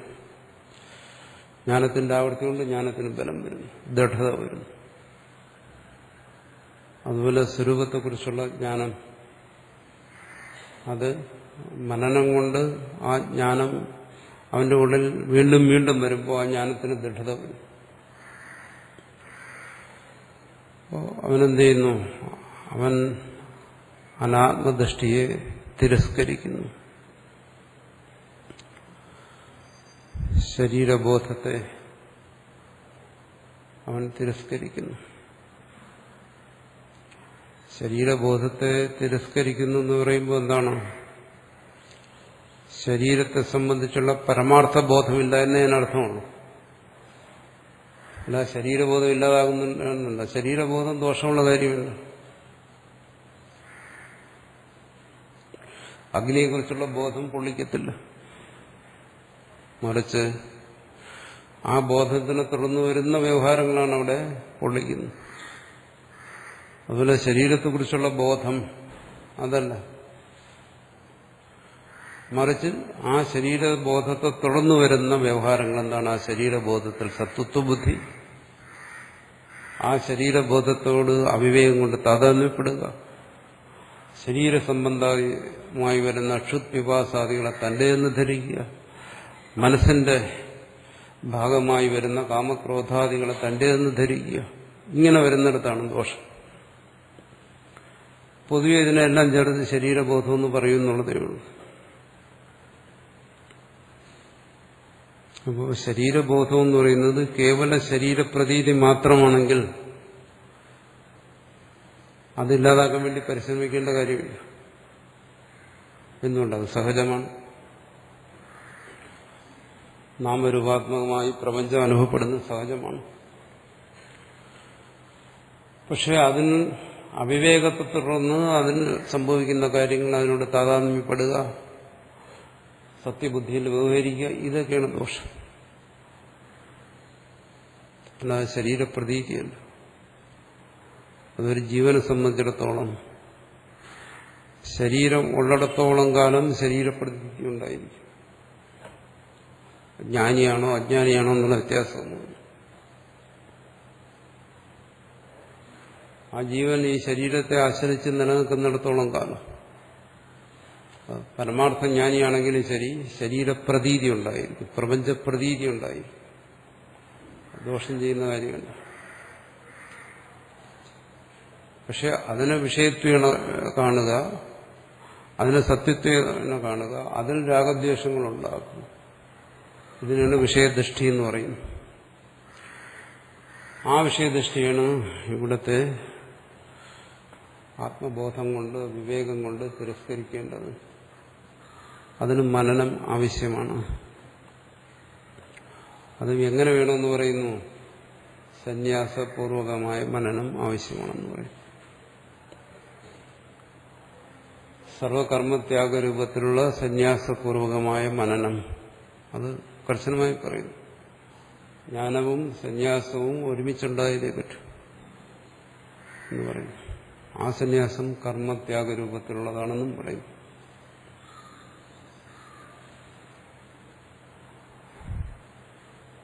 അവിടെ ജ്ഞാനത്തിന്റെ ആവർത്തി കൊണ്ട് വീണ്ടും വീണ്ടും അവൻ ആ ബോധം തന്നെ വരുന്നതുകൊണ്ട്, മറിച്ച് ഉള്ള ബോധം, ഇവിടെ പറയുന്ന വിഷയദൃഷ്ടി, അത് കുറയുന്നതുകൊണ്ട് അത് ദുർബലമാകും. കുറയുന്നത് ദുർബലമാകും. ഇത് ആവർത്തി കൊണ്ട് കൂടുന്നത് കൊണ്ട് ഇത് ദൃഢമാകും. അതാണ് അതിന്റെ ബലം എന്ന് പറയുന്നത്. ബലം അങ്ങനെയല്ല, നമ്മൾ മുമ്പ് ചർച്ച ചെയ്തിട്ടുണ്ട്. ബലം എന്ന് പറഞ്ഞാൽ എന്താണ്? സംശയ വിപരീതങ്ങളൊന്നും ഇല്ലാതിരിക്കും. അതാണ് ബലം. അത് മാത്രമല്ല ബലം എന്ന് പറയും.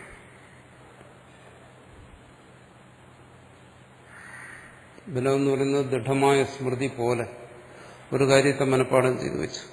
ചെറിയ പ്രായത്തിൽ മനഃപ്പാഠം ചെയ്തതാണ് ഗായത്രി മന്ത്രം. വർഷങ്ങൾ കഴിഞ്ഞു, മരണസമയത്തും അത് ഓർമ്മയിൽ വരുന്നു. എന്തുകൊണ്ടത്? ദൃഢമായതുകൊണ്ടാണ്. എന്തുകൊണ്ടങ്ങനെ വരുന്നത്? ആവർത്തനം കൊണ്ട്.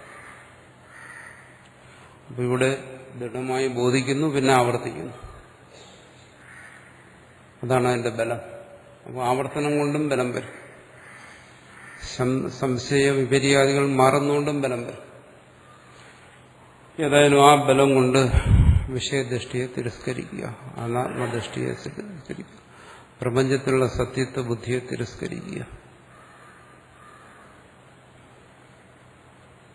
അതാണ്. അതിന് ഭാഷ്യകാരൻ സന്യാസത്തെ കൂടി വേണം എന്ന് നിർബന്ധമായും പറയുന്നു.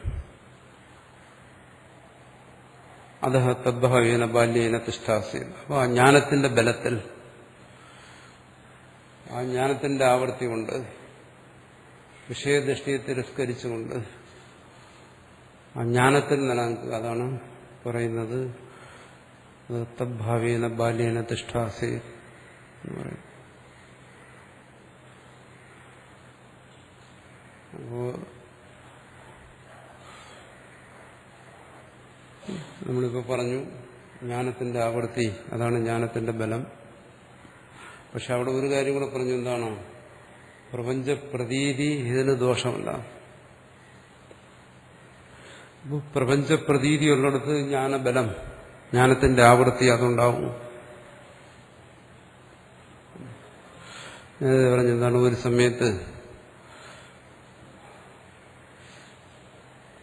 രണ്ട് ജ്ഞാനം ഉണ്ടാകത്തില്ലെന്ന് പറഞ്ഞു.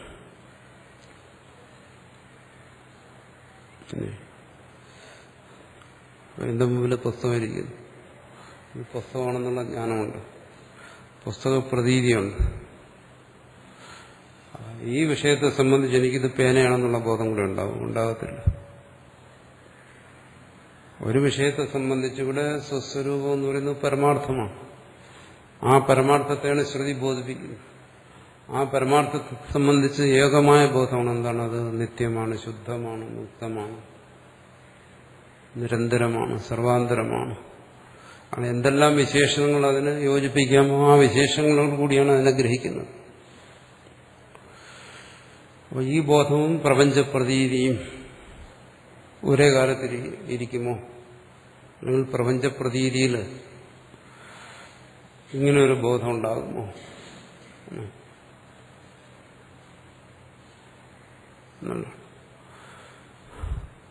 അതായത് പ്രപഞ്ചപ്രതീതിന് തടസ്സമല്ല ഈ ഒരു ബോധത്തിന്. എന്തുകൊണ്ട്? ഈ പ്രപഞ്ചത്തെക്കുറിച്ചുള്ള പ്രതീതി ഉള്ളപ്പോൾ തന്നെ ഇത് സത്യമാണെന്നുള്ള ബോധമുണ്ടല്ലോ. അത് പ്രപഞ്ചപ്രതീതിക്ക് തടസ്സമല്ല. പ്രപഞ്ചത്തെ കണ്ടുകൊണ്ടിരിക്കുന്ന ഒരാളിന് ഇത് സത്യമാണ്, ഇതാണ് സത്യം ഇതാണ് പരമാർത്ഥം എന്നുള്ള ബോധമുണ്ട്. അപ്പോൾ ഇത് പരമാർത്ഥം എന്നുള്ള ബോധം എങ്ങനെയാണോ പ്രപഞ്ചപ്രതീതിക്ക് തടസ്സമല്ലാതിരിക്കുന്നത്, അതുപോലെ ഇത് പരമാർത്ഥമല്ലെന്നുള്ള ബോധവും പ്രപഞ്ചപ്രതീതിക്ക് തടസ്സമുണ്ട്. അല്ലെങ്കിൽ ഇത് പരമാർത്ഥമാണെന്നുള്ള ബോധം മുമ്പ് ധരിച്ചിരുന്നത് പോലെയല്ല. അജ്ഞനെന്ത് ധരിക്കുന്നു? ഈ നാമരൂപാത്മകമായിരിക്കുന്ന ഇത് സ്വയം നിലനിൽക്കുന്ന, അല്ലെങ്കിൽ ഈ നാമരൂപങ്ങളെ ആശ്രയിച്ചാണ് പരമാർത്ഥം നിൽക്കുന്നത്, ഈ നാമരൂപങ്ങളെ ആശ്രയിച്ച് എനിക്ക് പരമാർത്ഥ ബോധം ഉണ്ടാകുകയാണെന്ന് കരുതുന്നു. അപ്പോൾ അവനെ സംബന്ധിച്ചിടത്തോളം പ്രപഞ്ച പ്രതീതിയുണ്ട്, പ്രപഞ്ചത്തിലുള്ള സത്യത്വ ബോധമുണ്ട്. തത്വജ്ഞനാണെങ്കിലോ പരമാർത്ഥ തത്വത്തെ ഗ്രഹിക്കുന്നു, ആ പരമാർത്ഥ തത്വത്തെ ആശ്രയിച്ച് ഈ പ്രപഞ്ച പ്രതീതി നിലനിൽക്കുന്നു. അവിടെ പ്രപഞ്ച പ്രതീതി മാറേണ്ട കാര്യമില്ല. തന്നെ സച്ചിദാനന്ദ സ്വരൂപനായി ഗ്രഹിക്കുന്ന ഒരുവൻ, ഇവിടെ അവസാനം പറയും, സർവവും സച്ചിദാനന്ദ സ്വരൂപനായി ഗ്രഹിക്കുന്ന ഒരുവൻ, അവനെ സംബന്ധിച്ചിടത്തോളം പ്രപഞ്ച അനുഭവം ഉണ്ടാകുമ്പോൾ, നാമരൂപാത്മകമായ അനുഭവം ഉണ്ടാകുമ്പോൾ തന്റെ പരമാർത്ഥ സ്വരൂപം തന്നെയാണ് ഈ നാമരൂപാത്മകമായി പ്രകാശിക്കുന്നത്. അല്ലെങ്കിൽ തന്റെ പരമാർത്ഥ സ്വരൂപത്തിൽ, ആ പരമാർത്ഥ പ്രകാശത്തിൽ വെളിപ്പെടുന്നതാണിതെല്ലാം എന്നുള്ള ബോധം ഉണ്ടാകുന്നതിന് വൈരുദ്ധ്യമില്ല. അതിനാണ് പ്രപഞ്ച പ്രതീതി എന്ന് പറയുന്നത്. അപ്പോൾ പരമാർത്ഥ ബോധത്തിൽ പ്രപഞ്ച പ്രതീതി ഉണ്ടാകുന്നതിന് വൈരുദ്ധ്യമില്ലെങ്കിൽ അവിടെ ശാരീരിക ധർമ്മങ്ങളുടെ കേവല പ്രതീതി, മാനസിക ധർമ്മങ്ങളുടെ കേവല പ്രതീതി, പ്രാണധർമ്മത്തിന്റെ കേവല പ്രതീതി ഒന്നും നിഷേധിക്കുന്നില്ല. അവിടെയൊക്കെ എന്താണ്, അതിൽ വിപരീയമായി പരമാർത്ഥബോധം ഉണ്ടാകുന്നതാണ് ദോഷം ചെയ്യുന്നത്. അതാണ് അജ്ഞന് സംഭവിക്കുന്നത്. അജ്ഞനുണ്ട് ശരീരധർമ്മങ്ങളുടെ പ്രതീതി, സ്ഥൂലത്വം, കൃശത്വം, ബാല്യം, യൗവനം, വാർദ്ധക്യം, പ്രാണധർമ്മത്തിന്റെ പ്രതീതിയുണ്ട്, ക്ഷുത്പിപാസാദികൾ, അന്ധകരണധർമ്മത്തിന്റെ പ്രതീതിയുണ്ട്, കാമക്രോധാദികൾ. പക്ഷെ അയാളെ സംബന്ധിച്ച് ആ പ്രതീതി അയാൾ പരമാർത്ഥമായി ധരിക്കുന്നു. പരമാർത്ഥത്തിന്റെ പ്രതീതികളായിട്ടല്ല, മറിച്ച് ആ പ്രതീതികളെ പരമാർത്ഥമായി ധരിക്കുന്നു. അപ്പോൾ അയാളെ സംബന്ധിച്ച് ഈ പ്രതീതികളുണ്ട്, പരമാർത്ഥ ബോധമുണ്ട്, തലതിരിഞ്ഞു പോയെന്നേ ഉള്ളൂ. അപ്പം അതിനെ പരമാർത്ഥമായി ധരിക്കുന്നുകൊണ്ട് എന്ത് ചെയ്യുന്നു? ആ വിഷയദൃഷ്ടി ഇവൾക്ക് അയാൾക്ക് ആകർഷണമുണ്ടാകുന്നു, അയാൾക്ക് ആത്മബോധം നഷ്ടപ്പെട്ടിരിക്കുന്നു, അയാൾ ഈ പിണ്ടാഭിമാനിയായിരിക്കുന്നു. തത്വജ്ഞൻ നേരെ മറിച്ച് ആ പ്രപഞ്ചപ്രതീതി ഉണ്ടെങ്കിലും ഈ പരമാർത്ഥ ബോധത്തിലാണ് അയാളിൽ പ്രപഞ്ചപ്രതീതി നിലനിൽക്കുന്നത്. അപ്പോൾ ശാരീരിക ധർമ്മങ്ങൾ എങ്ങനെയാണോ ശാരീരിക ധർമ്മങ്ങളുടെ പ്രതീതി, സ്ഥൂലത്വം, മന്ദത്വം, പടുത്വം, കർണപ്രതീതി ഇതെല്ലാം ഉണ്ടാകുന്നു, പ്രാണധർമ്മങ്ങളുടെ പ്രതീതി ഉണ്ടാകുന്നു, ക്ഷുത്പിപാസാദികളുടെ, മാനസിക ധർമ്മങ്ങളുടെ, കാമക്രോധാദികളുടെ പ്രതീതി ഉണ്ടാകുന്നു. എന്ത് പ്രതീതി ഉണ്ടായാലും ശരി, അതിന് സത്വത്വ ബുദ്ധി ഇല്ലാത്തതുകൊണ്ട് അയാൾ അവിവേകം കൊണ്ട് അതിനോട് താതാത്മ്യപ്പെടുന്നില്ല. ഇതൊന്നും സംഭവിക്കാതിരിക്കണമെങ്കിൽ സുഷുപ്തിയിലേക്ക് പോകണം, അതിനെ ചർച്ച ചെയ്യും. മറിച്ച് തത്വജ്ഞാനത്തിൽ ഇതുണ്ട്. അപ്പോൾ തത്വജ്ഞാനത്തിൽ അത്തരം പ്രതീതി ഉണ്ടായിരിക്കെ തന്നെ തത്വജ്ഞാനത്തിന്റെ സവിശേഷത എന്താണ്? അങ്ങനൊരു പ്രതീതി ഉള്ളപ്പോഴും ആ തത്വജ്ഞാനത്തിന്റെ ദൃഢത, അതാണ് ബലമെന്ന് പറയുന്നത്. ആ ദൃഢതയുള്ളത് കൊണ്ട് അജ്ഞനെപ്പോലെ ഇതിനോട് അയാൾ താതാത്മ്യപ്പെടുന്നില്ല. ആത്മബോധത്തെ നഷ്ടപ്പെടുത്തിയിട്ട് അയാൾ അതിനോട് താതാത്മ്യപ്പെടുന്നില്ല. അജ്ഞനെ സംബന്ധിച്ചിടത്തോളം അങ്ങനെ ഒരു ആത്മബോധം ഉണ്ടായില്ല, അതുകൊണ്ട് തന്നെ അയാൾക്ക് നഷ്ടപ്പെടേണ്ട ആവശ്യം വന്നില്ല. അതൊന്നും കൂടാതെ തന്നെ അയാൾ ഇതിനോട് താതാത്മ്യപ്പെട്ടിരിക്കുന്നു. അപ്പോൾ ശ്രവണാദി സാധനങ്ങൾ ചെയ്യുന്ന ഒരുവനാണെങ്കിലോ അങ്ങനെ ഒരു ആത്മബോധം ഉണ്ടാകുന്നു. ഉണ്ടാകുമ്പോൾ തന്നെ വീണ്ടും അവരുടെ സംസ്കാര ബലം കൊണ്ട് ഈ ശരീര പ്രപഞ്ച പ്രതീതി ഉണ്ടാകുന്നു. അതിലേക്ക് ചിലപ്പോൾ താതാത്മ്യപ്പെടാം, താതാത്മ്യപ്പെടാതിരിക്കാം. അപ്പോൾ താതാത്മ്യപ്പെടുകയാണെങ്കിൽ എന്ത് ചെയ്യുന്നു? അയാൾ വിവേകം കൊണ്ട് ആ താതാത്മ്യത്തെ ഒഴിവാക്കുന്നു. അജ്ഞനെ പോലെ അവൻ അതിൽ വിഹരിക്കുന്നില്ല. വിവേകം വരുമ്പോൾ എന്ത് ചെയ്യുന്നു? അയാൾ അതിൽ നിന്ന് മുക്തനാകുന്നു. ആ താതാത്മ്യപ്പെടലിൽ നിന്നുള്ള മുക്തി, അതിനാണ് മുക്തി എന്ന് പറയുന്നത്. അതിൽ നിന്നുള്ള മോചനത്തെയാണ് മുക്തി എന്ന് പറയുന്നത്. അപ്പോൾ അയാൾ സ്വയം തന്നിൽ സ്വതന്ത്രനായിരിക്കുന്നു, അയാൾ കൃതകൃത്യനായിരിക്കുന്നു. അപ്പോൾ അതിന്റെ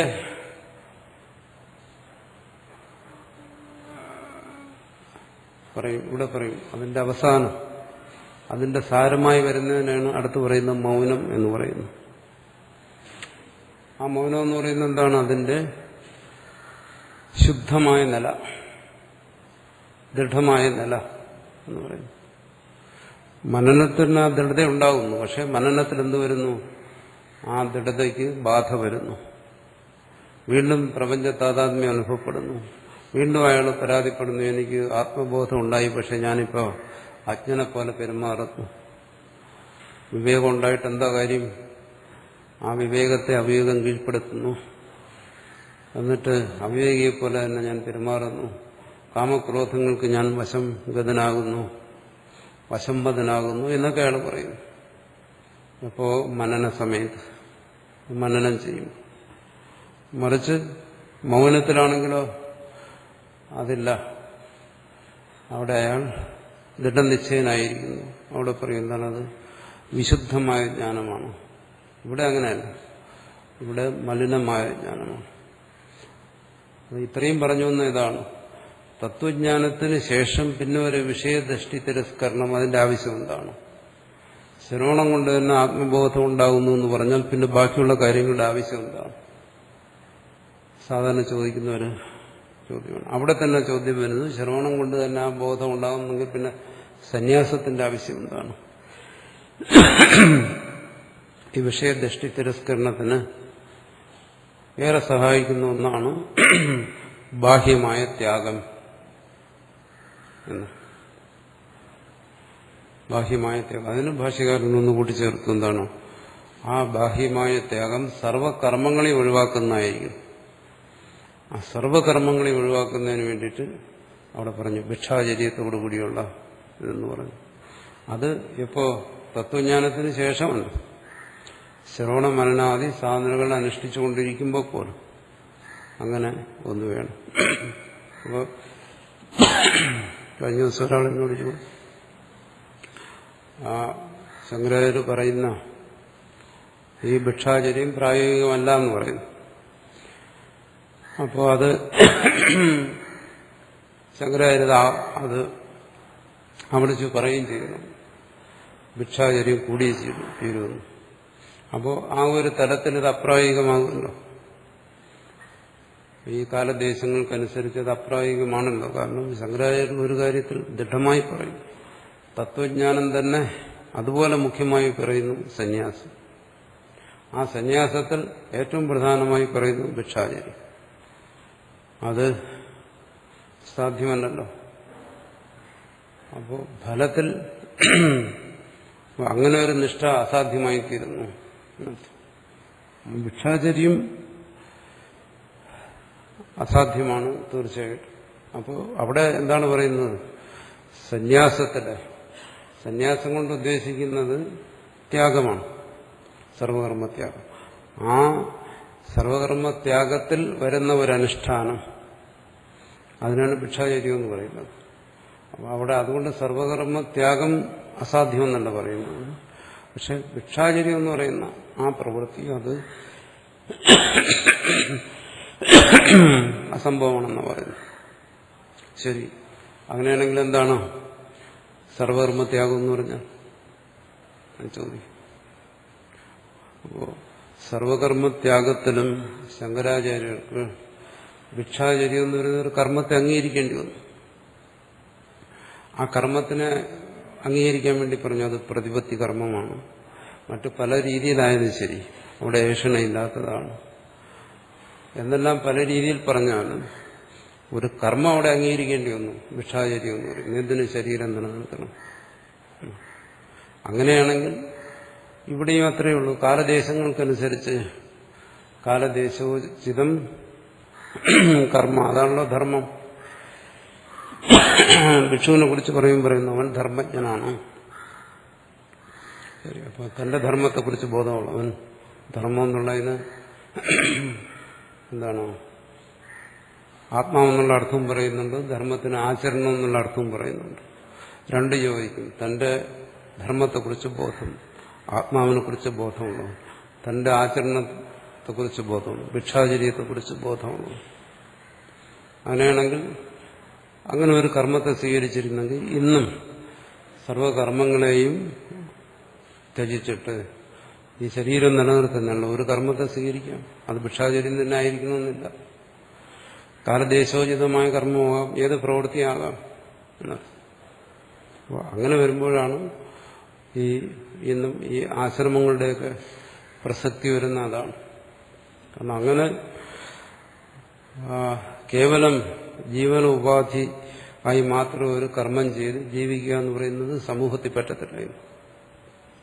സമൂഹത്തിൽ അതിനുള്ള സംരക്ഷണം കിട്ടത്തില്ല. കാരണം സമൂഹം എന്ന് പറയുന്നത് ഒരുപാട് പ്രലോഭനങ്ങൾ നിറഞ്ഞതാണ്. പ്രത്യേകിച്ചും അതും കാലദേശോചിതമായി ചിന്തിക്കുമ്പോൾ സമൂഹത്തിന്റെ പ്രലോഭനത്തെ അതിജീവിക്കാൻ ഒരു സാധാരണ ഒരുത്തിന് സാധ്യമേ അല്ല. സമൂഹത്തിൽ ജീവിച്ചുകൊണ്ട്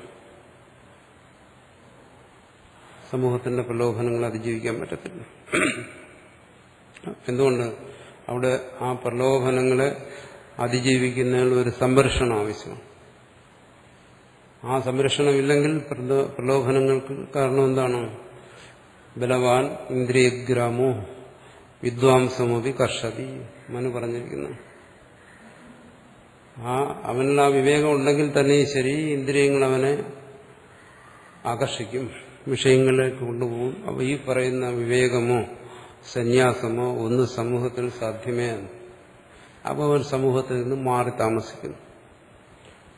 സമൂഹമധ്യത്തിൽ നിന്ന് അതെന്തിനാണ്? അവനൊരു സംരക്ഷണത്തിന് വേണ്ടിയിട്ടാണ്. അതാണ് ഇന്നത്തെ ആശ്രമങ്ങളെന്ന് മറ്റും പറയുന്നത്. അങ്ങനെയുള്ള സങ്കേതങ്ങൾ അതിനു വേണ്ടിയിട്ടുള്ളതാണ്.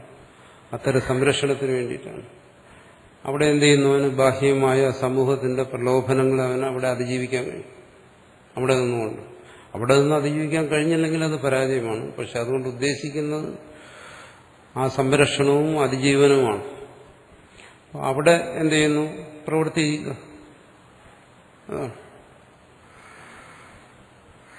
അവിടെ ഒരു പ്രവൃത്തി ചെയ്യേണ്ടി വരും. എന്ന് പറഞ്ഞാൽ നമ്മൾ ഇന്നത്തെ നിലയെ ന്യായീകരിക്കുകയല്ല ചെയ്യുന്നത്, കാലദേശങ്ങൾക്ക് അനുകൂലമായി ചിന്തിക്കുകയാണ്. കാരണം അതേ പറ്റൂ. അവിടെയും ഒരു കർമ്മം അവന് ശേഷിക്കും. സ്വധർമ്മമായി അവൻ ചെയ്യേണ്ട ഒരു കർമ്മം ശേഷിക്കും. ആ കർമ്മത്തെ അവൻ ചെയ്യുക. ഭിക്ഷാടനത്തിന് പകരം അല്ല, അതിനകത്ത് ഭിക്ഷ എടുക്കാൻ പറ്റത്തില്ലല്ലോ, അത് സാധ്യമല്ലല്ലോ. അപ്പോൾ അത് സ്വധർമ്മമായി ചെയ്യുക. അല്ലെങ്കിൽ പരോപകമായ സന്യാസിക്കും ശങ്കരാചാര്യ ധർമ്മം പറഞ്ഞില്ലേ ഭിക്ഷാടനം. അപ്പോൾ ആശ്രമ സന്യാസി എന്ന് പറയാം. ആശ്രമത്തിൽ ജീവിക്കുന്ന സന്യാസി അവനും ഒരു ധർമ്മം ചെയ്യേണ്ടി വരും. അതല്ലാതെ മറ്റൊരു വഴിയില്ല. അല്ലെങ്കിൽ സമൂഹത്തിലേക്ക് പോവുക. അവിടെ പോയി കഴിഞ്ഞാൽ ഈ സംരക്ഷണം പൂർണ്ണമായും നഷ്ടപ്പെടും. അവിടെ ഒരാൾക്ക് ഇതിനെ അതിജീവിച്ചു പോകാൻ, പ്രലോഭനങ്ങൾ അതിജീവിക്കാൻ സാധ്യമല്ല. ഒരു ആശ്രമം എന്ന് പറയുമ്പോൾ എന്താണ്? അത് മാത്രമല്ല, അത് കേവലം ഒരു ഒരു ബിൽഡിംഗ് അല്ല, മറിച്ച് അവിടെ ഒരു ഗുരു ഉണ്ടാകും, ഗുരുവിന്റെ ശിക്ഷണം ഉണ്ടാകും. അപ്പോൾ അവന്റെ ഉള്ളിൽ ആ ഗുരുവിന്റെ ശിക്ഷണത്തെ സംബന്ധിച്ചുള്ള ഭയ, ഭക്തി, ബഹുമാനങ്ങളെല്ലാം ഉണ്ടാകും. പുറലോകത്ത് ചെല്ലുമ്പോൾ ഇതെല്ലാം നഷ്ടപ്പെടും. അപ്പോൾ ഇതൊക്കെ നിലനിർന്നു പോകുന്നിടത്തോളം കാലം അവന് സ്വയം സംരക്ഷിക്കാൻ കഴിയും. നമ്മൾ പ്രായോഗികമായി ചിന്തിക്കും. വെറുതെ ആശയങ്ങളുടെ പുറകെ പോയിട്ട് കാര്യമില്ല. മറിച്ച് അവൻ സർവതന്ത്ര സ്വതന്ത്രനാകുന്നതിനൊരവസരം കിട്ടിയാൽ തീർച്ചയായിട്ടും അവനിതെല്ലാം നഷ്ടപ്പെടും. ഗുരു നഷ്ടപ്പെടും, ഗുരുവിന്റെ ഉപദേശം നഷ്ടപ്പെടും, ആ സംരക്ഷണം നഷ്ടപ്പെടും. സ്വാഭാവികമായിട്ടും അവൻ അധപ്പതിക്കും. അവിടെ രക്ഷപ്പെടുന്നതിനുള്ള, ഇന്നത്തെ ഈ ലോകത്തിന്റെ പ്രലോഭനത്തിൽ രക്ഷപ്പെടുന്നതിനുള്ള യാതൊരു സാധ്യതയും കാണുന്നില്ല.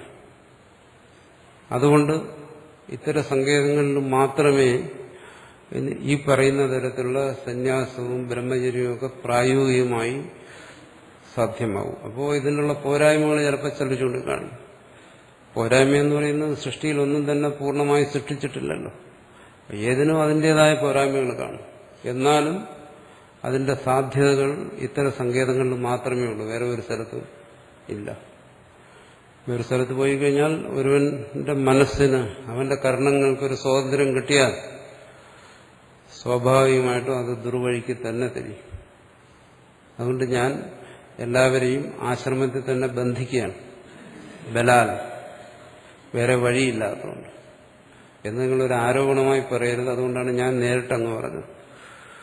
വേറെ ഒരു വഴി ഇതിനകത്ത് ഇല്ല.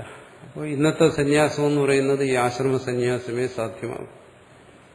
അപ്പോൾ അവിടെ മാത്രമേ ഇതിന് അവസരവും കിട്ടൂ. ശ്രവണ മനനങ്ങൾക്ക് വേറെ എവിടെ അവസരം കിട്ടുന്നു?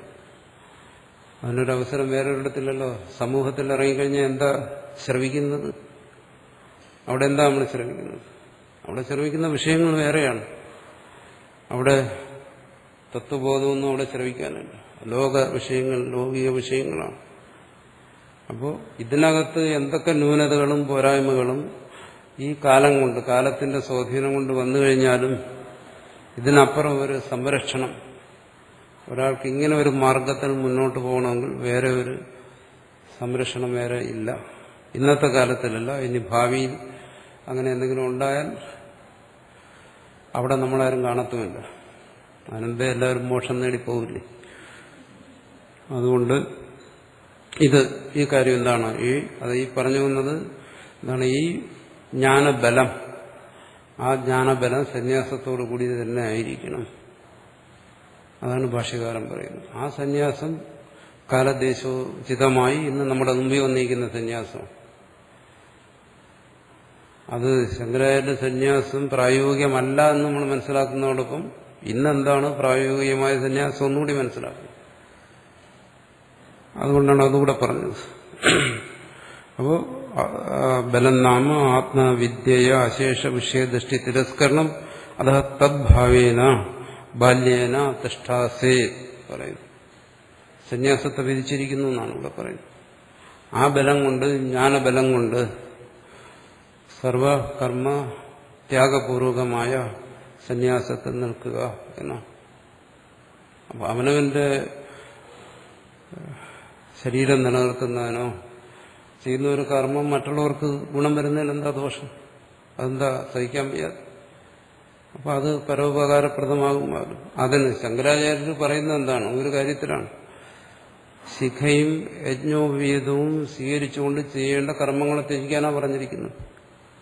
അതുകൊണ്ടാണ് അതിന്റെ ത്യാഗത്തിന് ഇത്രയും ബലം കൊടുക്കുന്നത്. ഇന്നിപ്പം നമ്മൾ ചെയ്യുന്ന പ്രവൃത്തിക്ക് ശിഖയും യജ്ഞവും ഇതൊന്നും ആവശ്യമില്ല. അതിരുന്ന ഉപദ്രവമാണ് പ്രവൃത്തികൾ ചെയ്യുമ്പോൾ. അതെല്ലാം വെച്ചുകൊണ്ട് ഇന്നത്തെ പ്രവൃത്തി ചെയ്യേണ്ട ആവശ്യമുണ്ടോ? ഇല്ല. അതൊരു ശല്യമായിട്ട് തോന്നുകയും ചെയ്യും. അപ്പോൾ ആ കർമ്മത്യാഗവും ഇന്നത്തെ കർമ്മത്യാഗവുമായിട്ട് ഒരു ബന്ധവും. അപ്പോൾ ശങ്കരാചാര്യർ പറഞ്ഞിരിക്കുന്ന സന്യാസവും ഇന്നും പ്രായോഗികമാണ്. പക്ഷെ അത് നമ്മൾ കാലദേശ ഉചിതമായി മനസ്സിലാക്കിയ ആ സന്യാസം പ്രായോഗികമാണ്. അല്ലാതെ ഇതിൽ യാതൊരു തരത്തിലുള്ള ആശയക്കുഴപ്പമില്ല. പിന്നെ മറ്റത് നമ്മൾ അതിനെ വ്യക്തമാക്കാൻ വേണ്ടി വിശദീകരിച്ചു എന്നേ ഉള്ളൂ. എന്താണ് ശങ്കരാചാര്യർ പറഞ്ഞത്? അത് ആൾക്കാർ തെറ്റിദ്ധരിക്കുന്നുണ്ട്. ശങ്കരാചാര്യർ പറഞ്ഞ സന്യാസം എന്താണ്?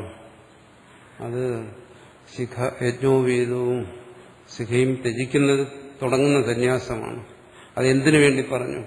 അത് നിത്യ നൈമിത്തിക കാമ്യ നിഷിദ്ധ കർമ്മങ്ങളെ ത്യജിക്കാൻ വേണ്ടിയിട്ടാണ്. നമ്മൾ ഇന്ന് ചെയ്യുന്ന കർമ്മങ്ങളും അതുമായിട്ട് ബന്ധമൊന്നുമില്ല.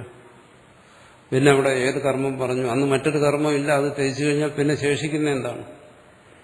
അത് ആ കർമ്മം പറഞ്ഞു, ഈ ഒരു കർമ്മമേ ഉള്ളൂ, അത് ചെയ്യുക എന്ന് പറഞ്ഞു. കാരണം വൈദിക വ്യവസ്ഥയിൽ, വൈദിക നിഷ്ഠയിൽ ജീവിച്ചിരുന്ന ഒരു സമൂഹത്തോട് പറയുമ്പോൾ അവർക്ക് കർമ്മം എന്ന് പറഞ്ഞാൽ അതേ മനസ്സിലാവും, വേറൊന്നും മനസ്സിലാകത്തില്ല. അതിൽ വിട്ട് അവർക്കൊരു കർമ്മമില്ല. അവരുടെ എല്ലാ കർമ്മങ്ങളും ആ ഒന്നുകിൽ ശ്രൗതം അല്ലെങ്കിൽ സ്മാർത്ഥമാണ്. ഇരിക്കുന്നതും എണീക്കുന്നതും ഉടുക്കുന്നതും ഉണ്ണുന്നതും എല്ലാം സ്മാർത്ഥ കർമ്മങ്ങളാണ്. എല്ലാം നിയമബദ്ധമാണ്. എല്ലായിടത്തും മന്ത്രവും തന്ത്രവും എല്ലാം ഉണ്ട്. എല്ലായിടത്തും ഈ ശിഖയും യജ്ഞവും ഇതും എല്ലാം വേണം. ഇന്നതൊക്കെ പോയി. അപ്പോൾ ഇന്ന് എന്താണ് ഭിക്ഷാടനത്തിന് പകരം പരോപകാരമുള്ള കർമ്മങ്ങൾ ചെയ്യുക, തനിക്കും അന്യനും ഗുണം ചെയ്യുന്ന കർമ്മങ്ങൾ ചെയ്യുക. അതാണ് ഇന്നത്തെ സന്യാസം. തഥാ ആത്മന വിന്ദതേ വീര്യം ഇതി ശ്രുത്യന്തരം. വീര്യം എന്ന് പറയുന്നത് എന്താണ്? വിഷയ ദൃഷ്ടി തിരസ്കരണ സാമർഥ്യം. ഈ വിഷയ ദൃഷ്ടിയെ തിരസ്കരിക്കുന്നതിനുള്ള സാമർഥ്യം എന്ന് പറയുന്നത് എന്താണ്? ആ ജ്ഞാനം തന്നെയാണ്. ആ ജ്ഞാനത്തിന്റെ ബലം തന്നെയാണ്, ജ്ഞാനത്തിന്റെ ദൃഢത തന്നെയാണ്. അതാണ് ആത്മന. അവിടെ പറയുന്നത് തദ് വിജ്ഞാന അതിശയേന. ആ വിജ്ഞാനത്തിന്റെ ബലം കൊണ്ട്. അവിജ്ഞാനത്തിന്റെ ബലം എന്താണെന്ന് പറഞ്ഞല്ലോ, രണ്ടു തരത്തിൽ പറഞ്ഞു. ഒന്ന്, ആ വിജ്ഞാനം ആവർത്തിക്കും. അവിജ്ഞാനം നഷ്ടപ്പെട്ടാലും വീണ്ടും ആ വിജ്ഞാനത്തെ സ്വീകരിക്കുക, അത് അതിന്റെ ബലമാണ്. മറ്റൊന്ന്, ആ വിജ്ഞാനത്തിൽ ഉടപ്പം വരുന്ന ദോഷങ്ങൾ, സംശയാദി ദോഷങ്ങൾ, അതിനെ പരിഹരിക്കുക. രണ്ടു തരത്തിലായാലും ശരി, ആത്മന എന്ന് പറയുന്ന ആ വിജ്ഞാനത്തിന്റെ അതിശയം കൊണ്ടാണ് എന്നർത്ഥം. പുസ്തകത്തിൽ നോക്കിയിരിക്കുന്നവര് ഇവിടെ അധികം പേരില്ല, എന്നാലും ഇതെല്ലാം പുസ്തകത്തിൽ എഴുതിയിട്ടുണ്ടോ എന്ന് ചിന്തിക്കും. ഇത്രയും കാര്യങ്ങൾ ഉണ്ട്. കാരണം എന്റെ മുമ്പിലിരിക്കുന്ന പുസ്തകം വലിയ പുസ്തകമാണ്, നിങ്ങളൊന്ന് പ്രത്യേകം നോക്കണം. അതിൻ്റെ അകത്ത് അതിൽ കൂടുതൽ എഴുതിയിട്ടുണ്ട് ഇവിടെ. അതുകൂടെ ചേർത്തിട്ടാണ് ഞാൻ വിശദീകരിക്കുന്നത്. അതുകൊണ്ടാരും ധരിച്ചത് പുസ്തകത്തിൽ ഇല്ലാത്ത പറയുന്നു. പുസ്തകത്തിൽ നോക്കിയാൽ മനസ്സിലാകുന്ന ഒരു ചുരുക്കമാണ്. അവരോട് ഞാൻ പറയുകയാണ്, മനസ്സിലാകുന്നവരുടെ. ഇതെല്ലാം ഇവിടെ ചർച്ച ചെയ്യുന്നുണ്ട്. ഈ കാര്യങ്ങളെല്ലാം ഒരു തരത്തിലാണെങ്കിൽ വേറെ തരത്തിൽ. അത് നിങ്ങൾക്ക് മനസ്സിലാകുന്ന ഭാഷയെ ഞാൻ പറയുന്നു എന്നേ ഉള്ളൂ. അല്ല പുസ്തകത്തിൽ ഇല്ലാത്തത് എന്റെ ഭാവനയിലുള്ള കാര്യങ്ങളൊന്നും അല്ല പറയുന്നു. എല്ലാം ഇതിനകത്തുണ്ട്. വലിയ പുസ്തകത്തിൽ കൂടുതൽ കാര്യം കാണും, ചെറിയ പുസ്തകത്തിൽ കുറച്ച് കാര്യങ്ങളെ കാണും. ആ വ്യത്യാസമേ ഉള്ളൂ. അതുകൊണ്ട് ആത്മന തദ്വിജ്ഞാനാതിശയേന, ആ വിജ്ഞാനദാർഢ്യം കൊണ്ട്, ഈ വിഷയദൃഷ്ടിയെ തിരസ്കരിച്ചുകൊണ്ട് ഒരാൾ മുന്നോട്ട് പോവുക. അതാണ് വീര്യം എന്നാണ്.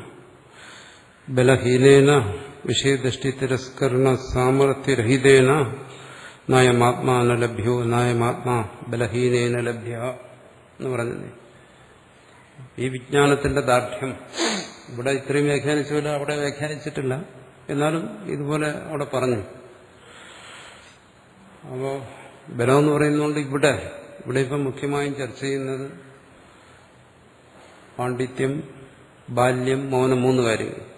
ഈ 3 കാര്യങ്ങളിലൂടെയും ഉദ്ദേശിക്കുന്ന ജ്ഞാനമാണ്, സന്യാസസഹിതമായ ജ്ഞാനം. ആ ജ്ഞാനം എന്ന് പറയുന്നത് എന്താണ്? ബലഹീനേന എന്നുവെച്ചാൽ ഈ ജ്ഞാനത്തിന്റെ ബലമില്ലാതെ. ജ്ഞാനം തന്നെയാണ് ബലം. ജ്ഞാനത്തിന്റെ ബലം എന്ന് പറയുമ്പോൾ ജ്ഞാനത്തിന് വേറെ വിശേഷിച്ചൊരു ബലമാണ്. ഈ സ്വരൂപത്തെക്കുറിച്ചുള്ള ബോധം അത് തന്നെയാണ് ബലം. ആ വിവേകത്തിന്റെ ദാർഢ്യം, അതുകൊണ്ട് അവൻ സ്വയം രക്ഷപ്പെട്ടിരിക്കുന്നു. ആ വിഷയങ്ങളുടെ കുരുക്കുകളിലൊന്നും ചെന്ന് പെടുന്നില്ല. ഇത് ഏത് സമയവും എക്കാലം ഒരാൾ ഈ പറയുന്ന തരത്തിൽ ആധ്യാത്മിക ജീവിതം നയിക്കാൻ ആഗ്രഹിക്കുന്ന ഒരാളെ ഒരിക്കലും വിസ്മരിക്കാൻ പാടില്ലാത്ത കാര്യമാണ് ഇവിടെ പറയുന്നത്. ഏത് സമയവും ആ ശ്രവണ മനന നിധിധ്യാസനത്തിലൂടെ ആ ജ്ഞാനത്തിന്റെ ബലത്തെ സമ്പാദിച്ചുകൊണ്ടിരിക്കണം. ജീവന ഉപാധി എന്നുള്ള നിലയ്ക്ക് കർമ്മങ്ങൾ ചെയ്യാം, പക്ഷെ ഇതിനെ മറന്നിട്ടായിരിക്കരുത്. അത് സാധാരണ അങ്ങനെയാണ്. കർമ്മഠന്മാർ, കർമ്മരസികന്മാർ, അവർക്കിതിൽ താല്പര്യം വരുത്തും. അവർ കർമ്മത്തിൽ തന്നെ മുഴുകും. അപ്പോ ഇതിൽ താല്പര്യം വരുന്നവർ പോലും അവർക്ക് ഈ ജ്ഞാനത്തിന്റെ ബലമില്ലെങ്കിൽ പതിച്ചു പോകും. ജ്ഞാനം ഉണ്ടായിട്ട് കാര്യമൊന്നുമില്ല. ജ്ഞാനത്തിന് ബലമുണ്ടെങ്കിൽ പതിക്കുമെന്നാണ് ഇവിടെ പറയുന്നത്. എന്താണ്? ബലഹീനേന വിഷയദൃഷ്ടി തിരസ്കരണ സാമർഥ്യരഹിതേന. ആ സാമർഥ്യമില്ലെങ്കിൽ അവൻ പതിച്ചു പോയാൽ ആരെക്കുറിച്ചും അത് ചിന്തിച്ചിട്ട് കാര്യമില്ല. തനിക്ക് സംഭവിക്കാൻ പോകുന്ന കാര്യമാണ് ഈ പതനം. ഇതുവരെ സംഭവിച്ചിട്ടില്ലെങ്കിൽ എന്ന് കരുതുക. അപ്പോൾ അതിന് ഒരേ ഒരു വഴിയേ ഉള്ളൂ, ഈ ജ്ഞാനത്തിന്റെ ബലം, വിവേകത്തിന്റെ ബലം. ജ്ഞാനം ഉണ്ടായിട്ടും പതിച്ചല്ലോ എന്ന് ഒരിക്കലും പരാതി പറയരുത്. ജ്ഞാനം ഉണ്ടായി, പക്ഷെ ജ്ഞാനത്തിന് ബലം ഉണ്ടായി, അങ്ങനെ വന്നാൽ പതിക്കും, അത് ഒഴിവാക്കാൻ പറ്റത്തില്ല. അതിവിടെ എടുത്തു പറയുന്നു ബലഹീനേന, ആ ജ്ഞാനബലമില്ലാത്തവന് ന ലഭ്യ, ഇവിടെ പറയാൻ പോകുന്ന മുക്തി അത് സാധ്യമല്ല, കൃതകൃത്യത അവനനുഭവിക്കാൻ സാധ്യമല്ല. ഇതിന്റെ ഫലം എന്ന് പറയുന്നത് അനുഭവിക്കേണ്ട ഒരു കാര്യമാണ്, അനുഭവസിദ്ധമായ ഒരു കാര്യമാണ്. അതിങ്ങനെ ഒരു ആശയം പറഞ്ഞിട്ട് നമ്മളെ അങ്ങ് വിടുകയല്ല ചെയ്യുന്നു. മുക്തി സ്വയം അനുഭവിക്കണം, ജീവൻ മുക്തി, ജീവിച്ചിരിക്കുന്ന അനുഭവിക്കണം. ഇതിൽ നിന്നെല്ലാം, ഈ കെട്ടുപാടുകളിൽ നിന്നെല്ലാം ഉള്ള ഒരു മോചനം, അത് സ്വന്തം അനുഭൂതിയായി മാറണം. അങ്ങനെ മാറണമെങ്കിൽ ഈ ജ്ഞാനത്തിന്റെ ബലം വേണം. ബലമില്ലാത്തവനത് സാധ്യമല്ല. അതുകൊണ്ട് എന്താണ്, ശ്രവണം കൊണ്ട് തന്നെ ജ്ഞാനം ഉണ്ടാകുമെന്ന് പറഞ്ഞു. ജ്ഞാനം ഉണ്ടാകുന്നവൻ പിന്നെ വീണ്ടും അവൻ മനനം ചെയ്യുന്നു, വീണ്ടും അവൻ പതിച്ചു പോകുന്നു. ഇതൊക്കെ എങ്ങനെ സംഭവിക്കാം? അതാണ് ഇവിടെ പറയുന്നത്. സംഭവിക്കാം, മറ്റുള്ളവരെ കുറിച്ച് ചിന്തിക്കേണ്ട, തനിക്ക് സംഭവിക്കാം. അതുകൊണ്ട് ഇന്ന ശക്യ സാക്ഷാത്കാരത്വം, ആത്മസാക്ഷാത്കാരം എന്ന് പറയുന്നതിന്, ആത്മസാക്ഷാത്കാരം എന്ന് പറയുന്നത് ഈ ജ്ഞാനത്തിന്റെ ദൃഢതയാണ്, വേറൊന്നുമല്ല. അതിന് ജ്ഞാനത്തെ ബലപ്പെടുത്തുക എന്നാണ്.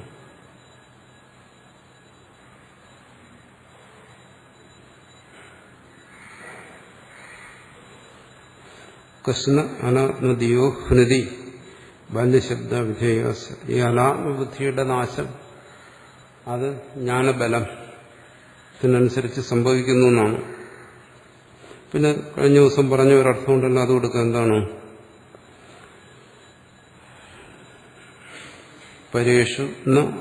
പരേഷു ആത്മാനം ആവിഷ്കൃതമീഹതേ എന്നാ. അജ്ഞന്മാരെ പോലെ തന്റെ എന്തെങ്കിലും മഹത്വത്തെ മറ്റുള്ളവർക്ക് വെളിപ്പെടുത്താൻ ശ്രമിക്കുക. അപ്പൊ തത്വജ്ഞന്മാരുടെ, മഹാത്മാക്കളുടെ മഹത്വം വെളിപ്പെടുന്ന അത് അവർ വെളിപ്പെടുത്തുന്നതല്ല, സ്വയം വെളിപ്പെടുത്തുന്നു. അവരതിനുവേണ്ടി ബോധപൂർവ്വം ശ്രമിച്ചിട്ടല്ല. ശങ്കരാചാര്യരുടെ മഹത്വം നമ്മൾ അറിയുന്നത് ശങ്കരാചാര്യ ശ്രമിച്ചിട്ടല്ല. മറിച്ച് അജ്ഞൻ അങ്ങനെയല്ല, സ്വയം അതിനുവേണ്ടി ശ്രമിക്കും. എങ്ങനെ? ജ്ഞാന, ധ്യാന, അധ്യയന, അധ്യാപന, ധാർമ്മികത്വം, ഇതല്ല. അത് ഒഴിവാക്കുന്നതിനെയും പറയും ബാല്യം. അത് നമ്മൾ കഴിഞ്ഞ ദിവസം ചർച്ച ചെയ്തതാണ്. ബാല്യം ച പാണ്ഡിത്യം ച നിർവിദ്യ നിശേഷം കൃത്വ അഥ മനനാ മുനി യോഗീ ഭവതി. ആ യോഗി എന്ന് പറയുന്ന അവസ്ഥയാണ് ഇതിന്റെ അവസാനത്തെ അവസ്ഥ. ഇത് യോഗമാണ്.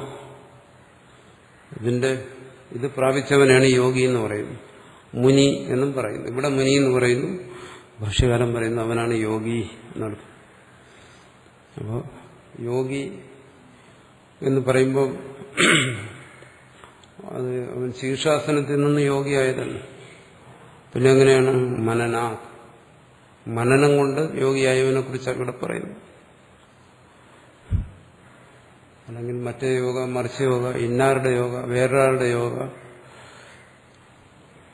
അങ്ങനെ കൈയും കാലം മുളയ്ക്കുന്ന യോഗം ഉണ്ടല്ലോ. ഇവിടെ എന്താണ്? മനനം കൊണ്ട്. മനനം എന്താണ്? നേരത്തെ പറഞ്ഞല്ലോ. അത്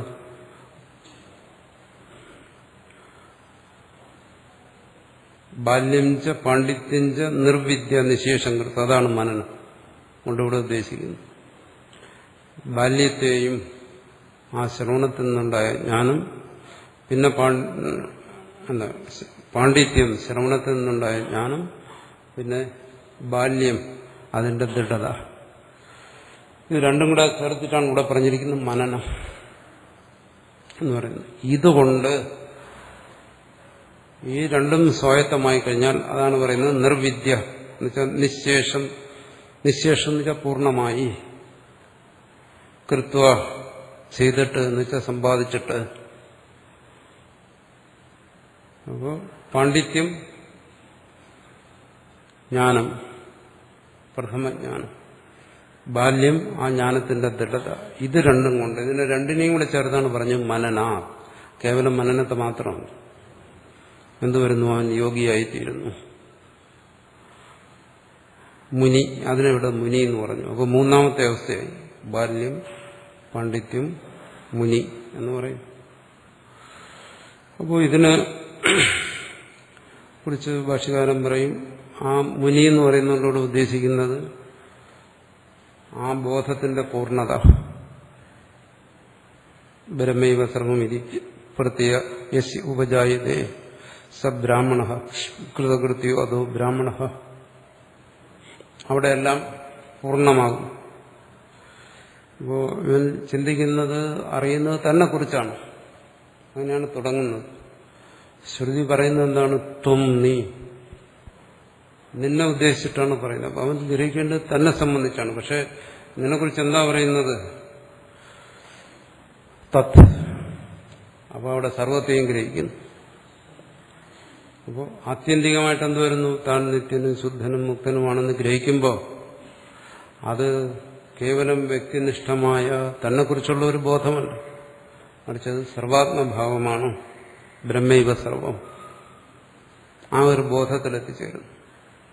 ആ ബോധമുള്ളവനെ ഇവിടെ യോഗി എന്ന് പറയുന്നു. ആ ബോധമുള്ളവനെയാണ് മുനി എന്ന് പറയുന്നത്. ആ ബോധമുള്ളവനെയാണ് ഇവിടെ ബ്രാഹ്മണ എന്ന് പറയുന്നത്. ആ ബോധമുള്ളവനാണ് ഇവിടെ കൃതകൃത്യൻ എന്ന് പറഞ്ഞാൽ മുക്തൻ എന്ന് പറയുന്നു. അതിന്റെ അടയാളം ആ ബോധമാണ്, വേറൊന്നുമല്ല. സർവാത്മഭാവം എന്ന് പറയുന്നു, അല്ലെങ്കിൽ ആത്മബോധം എന്ന് പറയുന്നു. പിന്നെ ചിലയിടത്തൊക്കെ ഈ സാമ്പ്രദായിക ശാസ്ത്രങ്ങളിലൊക്കെ പറയും ജീവാത്മ പരമാത്മ ഏകത്വ ബോധം എന്നെല്ലാം ചിലയിടത്ത് പറയും. അഖണ്ഡ ബ്രഹ്മ സാക്ഷാത്കാരം എന്ന് പറയും. കേട്ട പേടിയാകുന്ന വാക്കുകളുമുണ്ട്. ഇതെല്ലാം എന്താണ്? ഒറ്റ വാക്കിലൂടെ പറഞ്ഞിരിക്കുന്നു മുനി. അതിനപ്പുറം ഒന്നുമില്ല. മുനി എന്ന് പറയുന്ന അവസ്ഥയെ പ്രാപിച്ചു കഴിഞ്ഞാൽ പിന്നെ സാധാരണ നമ്മൾ എന്താണ്, മൗനം കൊണ്ട് സംസാരിക്കാതിരിക്കുന്നതുകൊണ്ട് മുനി എന്നെല്ലാം പറയും. അതൊക്കെ സാമാന്യ അർത്ഥങ്ങളാണ്. ഇവിടെ അതല്ല ഉദ്ദേശിക്കുന്നത്. തത്വബോധം കൊണ്ട് മുനി. അതിനെ ഇവിടെ പറയും, അടുത്തകാരം പറയും. ആ മുനി എന്ന് പറഞ്ഞാൽ ശുദ്ധധീ എന്നാണ് വാർത്തകാരൻ പറയുന്നത്. ശുദ്ധമായ ബോധം ഉള്ളവൻ, അവനാണ് മുനി എന്ന് പറയുന്നത്. അതാ പരമ വിശുദ്ധമായ ബോധത്തിൽ അത് അവസാനിക്കുകയാണ്. പരമാത്മാവിനെ കുറിച്ചുള്ള വിശുദ്ധമായിട്ടുള്ള സംശയാദികളില്ലാതെയുള്ള ആ ബോധം, അതിനെയാണ് ഇവിടെ മുനി എന്ന് പറയുന്നത്, യോഗി എന്ന് പറയുന്നത്. യോഗി എന്നുള്ള ശബ്ദം കേട്ടുകൊണ്ട് ശങ്കരാചാര്യർ പറഞ്ഞ് അവസാനം യോഗാസനങ്ങളിലെത്തിയെന്ന് ധരിക്കരുത്. അതല്ല ഇവിടെ ഉദ്ദേശിക്കുന്നത്. അതുകൊണ്ടാണ് മനനാഥ് എന്നുള്ള വിശേഷണം ചേർത്തത്. ഏതാവധി ബ്രാഹ്മണേന കർത്തവ്യം, ഇതാണ് ബ്രാഹ്മണന്റെ കർത്തവ്യമായിരിക്കുന്നത് എന്ന് പറയുന്നു. ഇവിടെ അടുത്ത് പറയുക എന്താണ്? ബ്രാഹ്മണന്റെ കർത്തവ്യം എന്ന് പറയുമ്പോൾ അതിനൊരു തെറ്റിദ്ധാരണ ഉണ്ടാവും. അതുകൊണ്ട് അവസാനം പറയുന്നതാണ് സബ് ബ്രാഹ്മണ. ആരാണോ മുനി അവനാണ് ബ്രാഹ്മണൻ എന്നാണ്. അങ്ങനെയാണ്. ഇത് തുടക്കത്തിൽ തന്നെ ശിഷ്യന്മാരെല്ലാം പറഞ്ഞു, ഇവിടെ ഇത് ആരാണ് സന്യാസിക്കുക, സന്യാസത്തിന് അധികാരം, അങ്ങനെയുള്ള ഒരു അധികാര നിരൂപണത്തിലുള്ള ഒരു സന്ദർഭമല്ല ഇത്. മറിച്ച് എന്താണ് ബ്രാഹ്മണൻ എന്ന് പറയുന്ന സന്ദർഭം, അധികാരിയെക്കുറിച്ചുള്ള ചിന്തയാണ് എന്നാണ്. പക്ഷെ ബ്രാഹ്മണൻ എന്നുള്ള ശബ്ദം കേട്ടുകഴിഞ്ഞാൽ ഉടൻ ശങ്കരാചാര്യർക്ക് ഹാലളകും.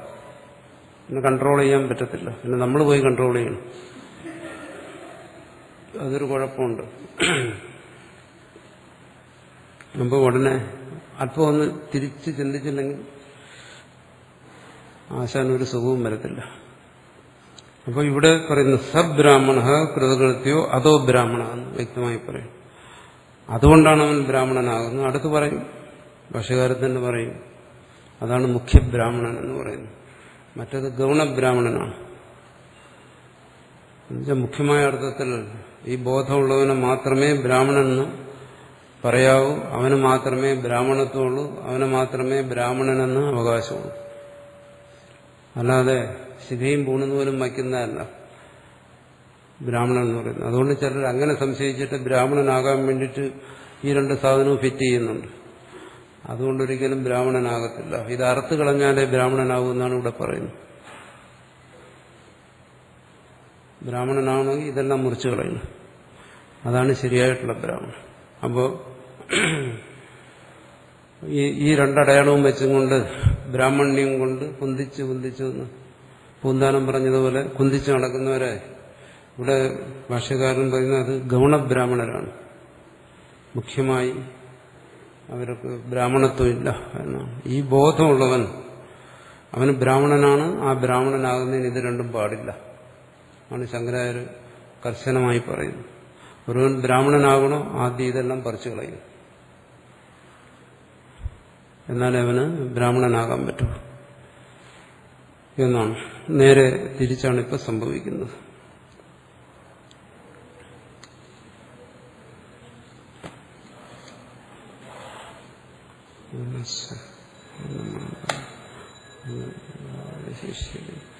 ഓം ശാന്തി ശാന്തി ശാന്തി. ഓം ശ്രീ ഗുരുഭ്യോ